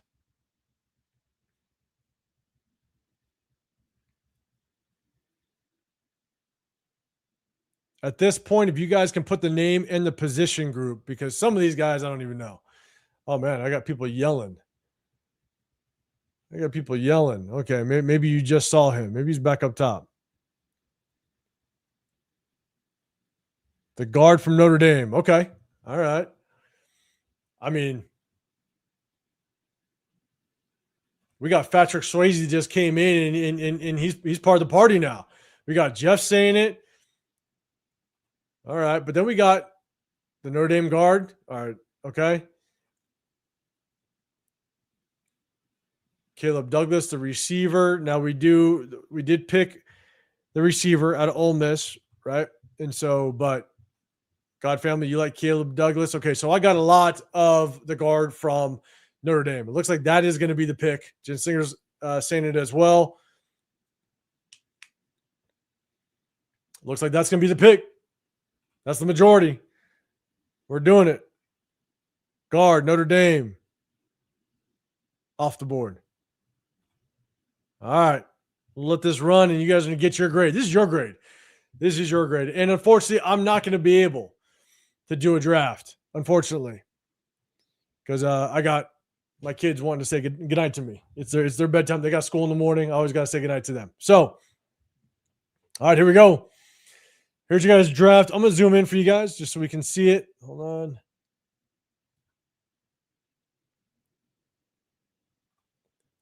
What was your grade? What's your overall grade? All right. Hey, not bad, guys. You guys got an A-. Best pitcher so far. Jen Slinger. Bet you will be a nightmare. Special teams do to start and develop linebacker. I'm actually with you. I really like the kid. Like I said before, like the more and more I watched Fernando Mendoza versus Oregon, the more that kid popped in when I watched the playoff game. That kid, it was actually the first Oregon game I think I watched, and no, the kid looks like he's a decent little ball hawk, man. He can go sideline to sideline, and he'd be a hell of a special teams player. So, number one, Fernando Mendoza, got yourself an A+. Christian Miller, A-. D'Angelo Pons, A. Bud Clark, B. Bo Stevens, C. Deshaun Stribling, C. Roman Hemby, C. Mason Reiger, B. Red Murdoch, C-, and Billy Schroth. That's how you pronounce it. Got yourself an A. That's pretty good. A-, not bad. Not bad. I think a lot of people are kind of grading it. Rick, you got it as an A-. Hey, not bad. I like it. I like it. Let's see. Because you scored too high, 805 doesn't want to do one. I can have my excuses, right? I can have my excuses. Don't worry. I always get bad grades with my drafts. Don't you worry. I don't expect much. I mean, look, it does look like we addressed basically every need. Quarterback, D tackle. You got your corner. Depends on where D'Angelo Pond plays, though. I just don't see him as an outside corner. But, hey, if we can move him inside, or I'd be really curious just kind of where he does end up playing. But if he works out as an outside corner and locks it down, man, that'll be awesome to see. Bud Clark, safety. I like Bud Clark. Bo Stevens. I like Bo Stevens. You kind of add that competition piece to the guard room. Deshaun Striblings, I haven't seen a lot on him. I got to watch more. Roman Hemby, he's one of our top 30 visits, but I do like Roman Hemby as that short yardage back. I think that's where he would thrive. I think that's where, you take what's great about having a bigger complement to Genty is if we're up or in late in games and you have a bigger back, it was, I'll be honest, it was like the Omarion Hampton, Najee Harris situation that I tried to kind of explain last year. Was in the fourth quarter when you're trying to take down two running backs that are 200 plus, that are extremely hard to take down. That's gonna wear you by that fourth quarter. And I think Roman Hemby, he takes 8 to 9 carries off of Genty. That could be someone that can really wear down some defenses by the fourth quarter. And so I wouldn't mind that at all. Let's see. Jensinger Stribling is the only reach here. Zero surprise. That's the worst grade. TK ticker. Jeffrey Murphy runs a 4.4 and kicks from the 70. I'm gonna have to just look at him just to see what those 70-yard kicks look like, man. That must be a boot. Let's see. Missing offensive tackle. We are, but at the end of the day, we just got to see how DJ Glaze does. We'll see how it works out. Let's see. Where's the flag? I'd give the draft like a B minus reality. Love the first 5 picks. All right, let's see. Omega, 805, do it really fast. Maybe I'll do one really quick, and we'll just see how it works out. We'll see how it works out. Maybe I'll rock one really quick. Okay. I'm going to do it real quick, and I'll let you guys grade it. Here we go. Just for you guys. And just so you guys know, I'm doing this. And my daughter, I'm going to do it fast, so I'm not going to trade around too much. I'm going to blame you guys if my youngest daughter yells at me. Here we go. I'll do one quick. All right, let's see how this works out. Here we go. You guys know what I'm doing. I'm trading back. The Jets aren't giving me much to play with, but I'm going to counter. I'm going to counter real quick. I'm definitely going to get one for next year. Let's see if they just take it. Let's just see if they take that. We'll see. No, they're going to reject it.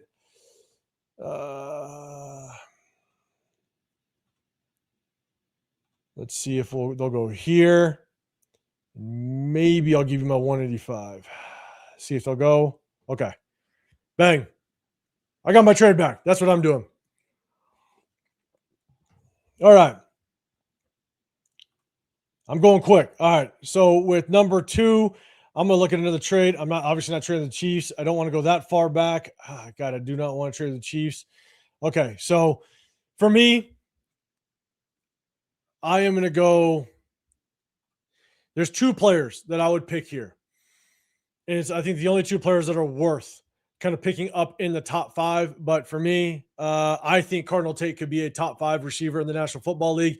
You get him on a rookie contract in 2 to 3 years, he's going to get paid like the 50th best receiver in the National Football League. We will have our number 1 receiver.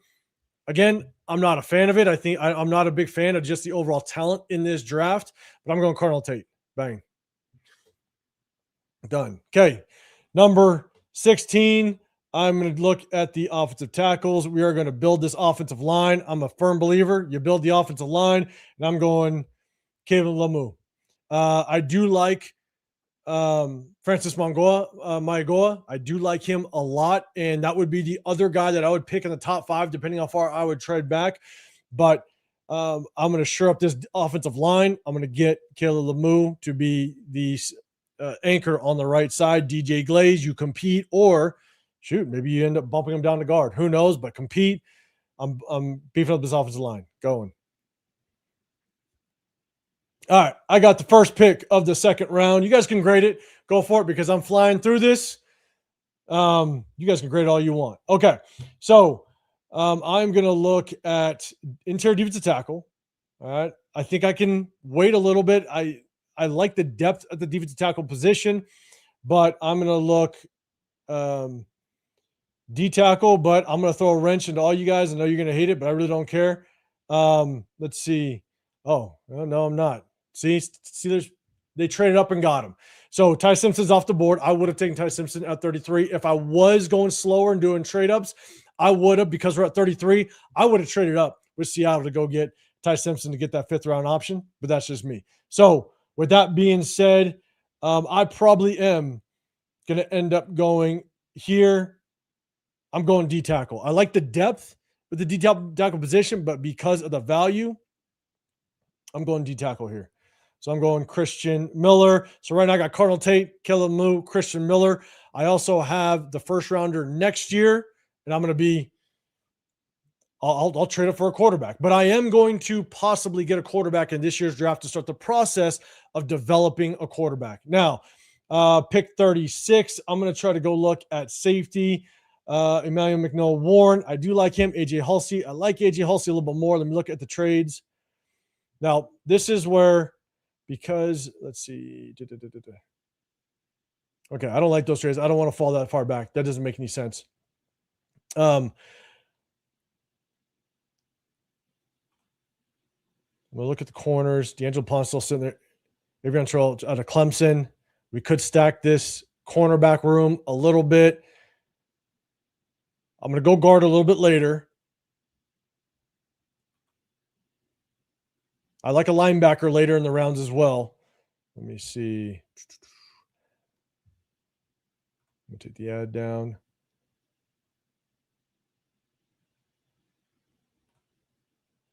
It's between corner and safety right here. Avion Terrell. I haven't looked too much about Avion Terrell, so that's the tough part. D'Angelo Pons is still there, but I like the value at safety in the second round. So it's either Emmanuel McNeil-Warren or AJ Hulsey. At this spot, AJ Hulsey is a little bit of a reach, but at the same time, it's not too far. So I'm actually going to go AJ Hulsey. I think he's the better over the top corner. And so I'm going AJ Hulsey, and we got our safety. See, guys, I'm getting yelled at.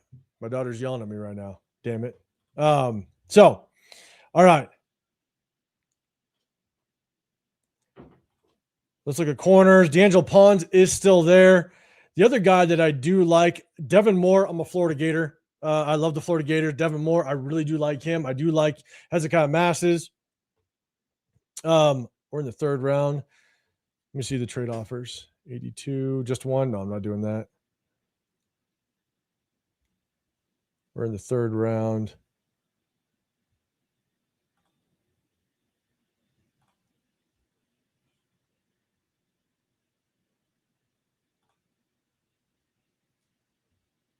The edges. We already got a D tackle. Let me look at linebackers one more time. I do like Caleb Owens from TCU, but I'm not a big fan of these. Again, I like the linebackers a little bit later. All right, let me see. We might be able to double up on corner at this point. I'd love to, honestly, at this point, I'd love to trade back just a little bit, stockpile some picks for next year. But let me just take a look.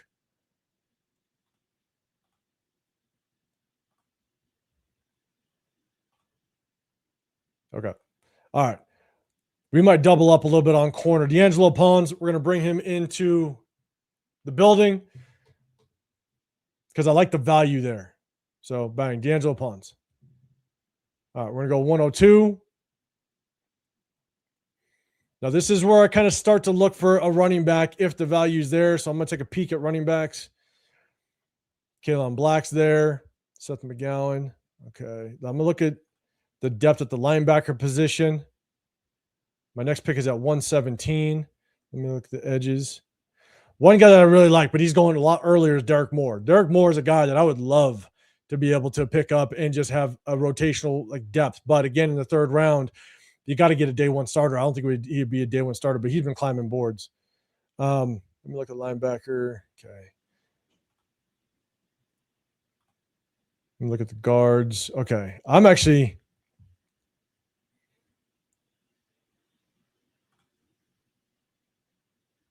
round 4 is where I'm starting to look, but I'm going to go Kalen Black. Round 4, I'm going Kalen Black in the 4th round. Done.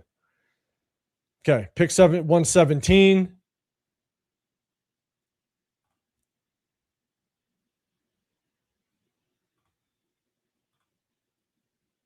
And then I got pick 134. All right, let me look.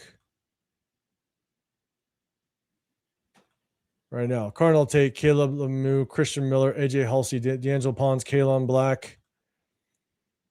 I'm going to peek at the quarterbacks because I am going to get a quarterback at some point in this draft because I want to make sure I start the process of just grooming a quarterback because I didn't get one. All right.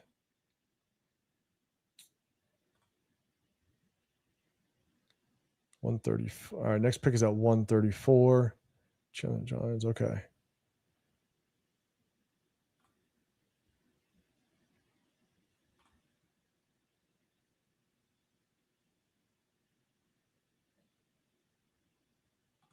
Edge rushers, Romello Height. I do like Romello Height a lot as an edge rusher, bringing him in as a rotational piece. Look at my picks again. Carl Tate, Lemieux, Christian Miller, AJ Halsey, D'Angelo Pons, Kalen Black. I got 117, 134, 175. Okay. All right. I'm not a big fan of this, but I do like the kid. I think he can come in and as a rotational piece be absolutely solid. I'm going to go Romello Height as the edge. I'm going fast, guys. All right. So you could grade it all you want. Okay. I actually really like Aiden Fisher as a linebacker. I really like Aiden Fisher. At this point, I'm probably going to look, see what guards are available, see if I could bring in a guard. Logan Taylor, guard. I do like him. But again, Jeremiah Wright's a guy that I really like. I like Inez Cooper as well. And I can get those guys a little bit later. Logan Taylor, I do like. At the same time, like that Iowa offensive line is absolutely nasty. So I could get another receiver in here to kind of complement if I need it. Okay, no. Linebacker. I'm picking at 175. I'm not sure if Aiden Fisher will be there. I can get a guard a little bit later, but I think Aiden Fisher is going to be an absolute stud. And my mindset on that is if I can get an absolute stud, I think Aiden Fisher is a stud. Then you could also play him on the inside, and now you can use Quay Walker and move him around. Now you can move him around and you can play games with that offense, like I was explaining earlier in the live. And so I'm pulling Aiden Fisher.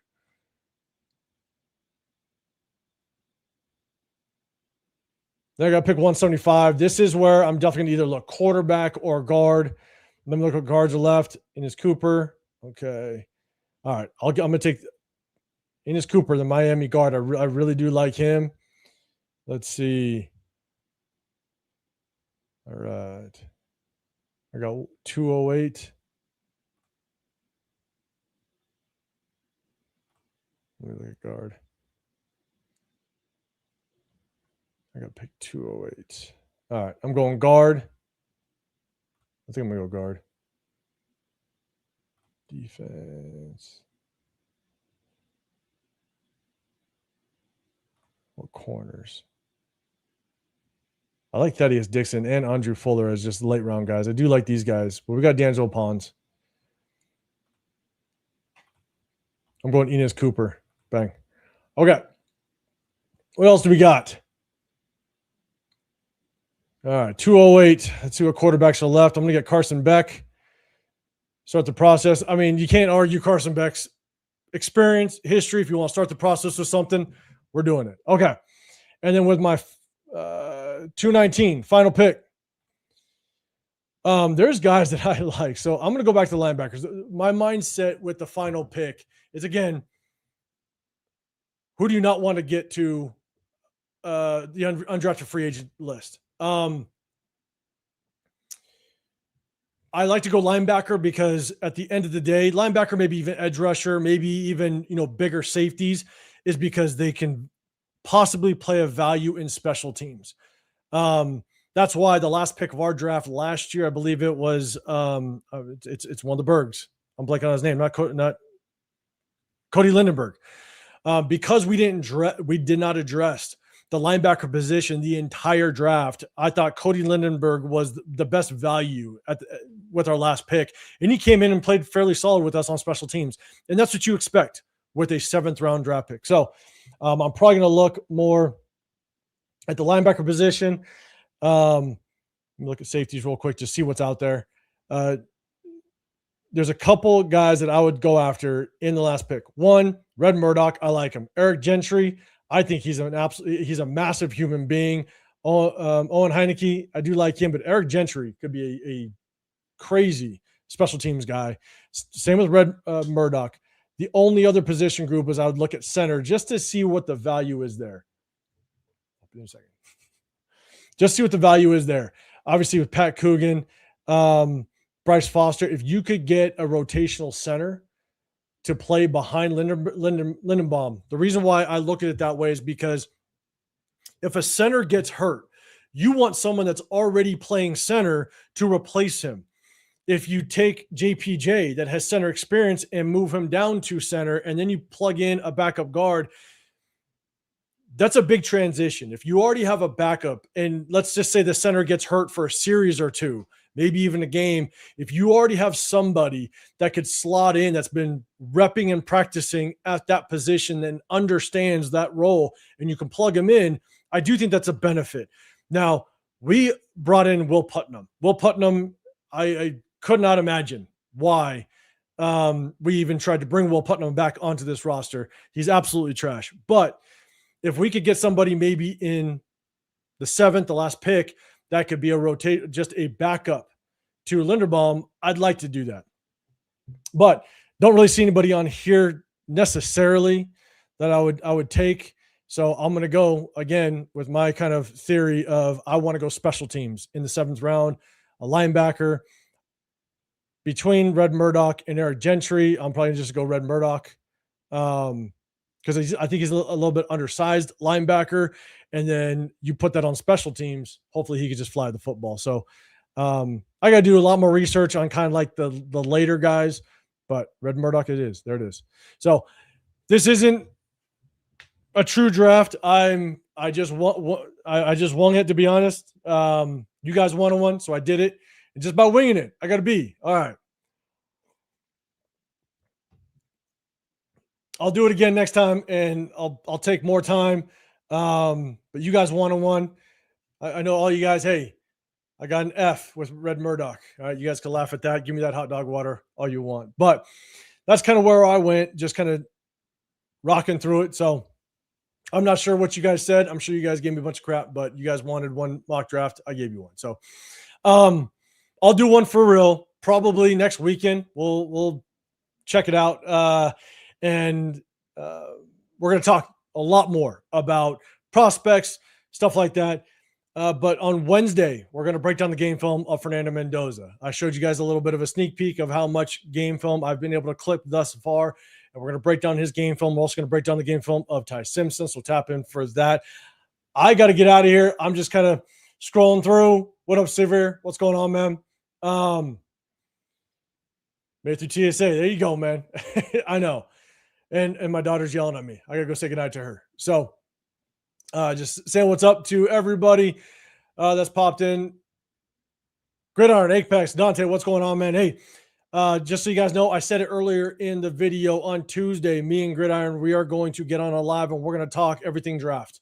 We're going to talk Fernando Mendoza. We're going to talk Ty Simpson. We're going to talk some of our top 30 visits, what his take is on them, maybe some of the sleepers he has in those same position groups, and some of the position groups that we are going to target in the draft, and maybe some of our positions and needs, and he's going to give his take on that. So definitely tap in Tuesday at 5 p.m. West Coast time. Him and I, we did it last year one time. We're doing it again. I told him I wanted to get one in before the draft, and we're going to do it. So definitely tap in with that on Tuesday, 10 o'clock or 5 o'clock Pacific time. So, but then also before you get out, and I will give me Mendoza back. Before you get out, definitely head over to The Severe Raider, hit that sub button, hit that like button, but also go over to Chris Protect Shield podcast in the Raider War Room. We hit you guys on Sundays and Wednesdays. We break down game film throughout the regular season. We've been going over some college prospects as it relates to the Raiders. We're going to do a couple mock drafts before we get into Wednesday of next week, because as of Wednesday, I will be flying over to Pittsburgh. I will be at the draft. Shout out to Severe as well as Chris. They're going to be joining us. Shout out to Jeff. You're going to be rolling as well. Let me know if you're going to be at the draft. Hit me up on Instagram _805 Raider. Also, May 16th, Raider Nation Summer Kickoff. If you're going to be there in Southern California, Bakersfield, California, hit me up. I'm going to be there. Severe is going to try to make it as well. Put names to faces. We're going to have fun. So, again, apologize. I tried to just rip through that mock draft. I don't care what you guys grade it, whatever. They gave me a B. I'll keep it. That's actually better than what it usually pans out to be. So, but I appreciate all the super chats. I appreciate all the members. I appreciate all the subscribers, everybody that tapped in with me. If you do me a favor, hit that like button on the way out, even though I traded back. Hit that like button if you can. And tap it with me on Tuesday, 5 p.m. Pacific time. Gridiron Apex one-on-one, but then on Wednesday in the Raider War Room, as I always do, we're going to rock out and have some fun. So appreciate y'all, man. Hey, have a great rest of your Sunday. Have a great start to your week. I'll see you on the next one. I'm out of here.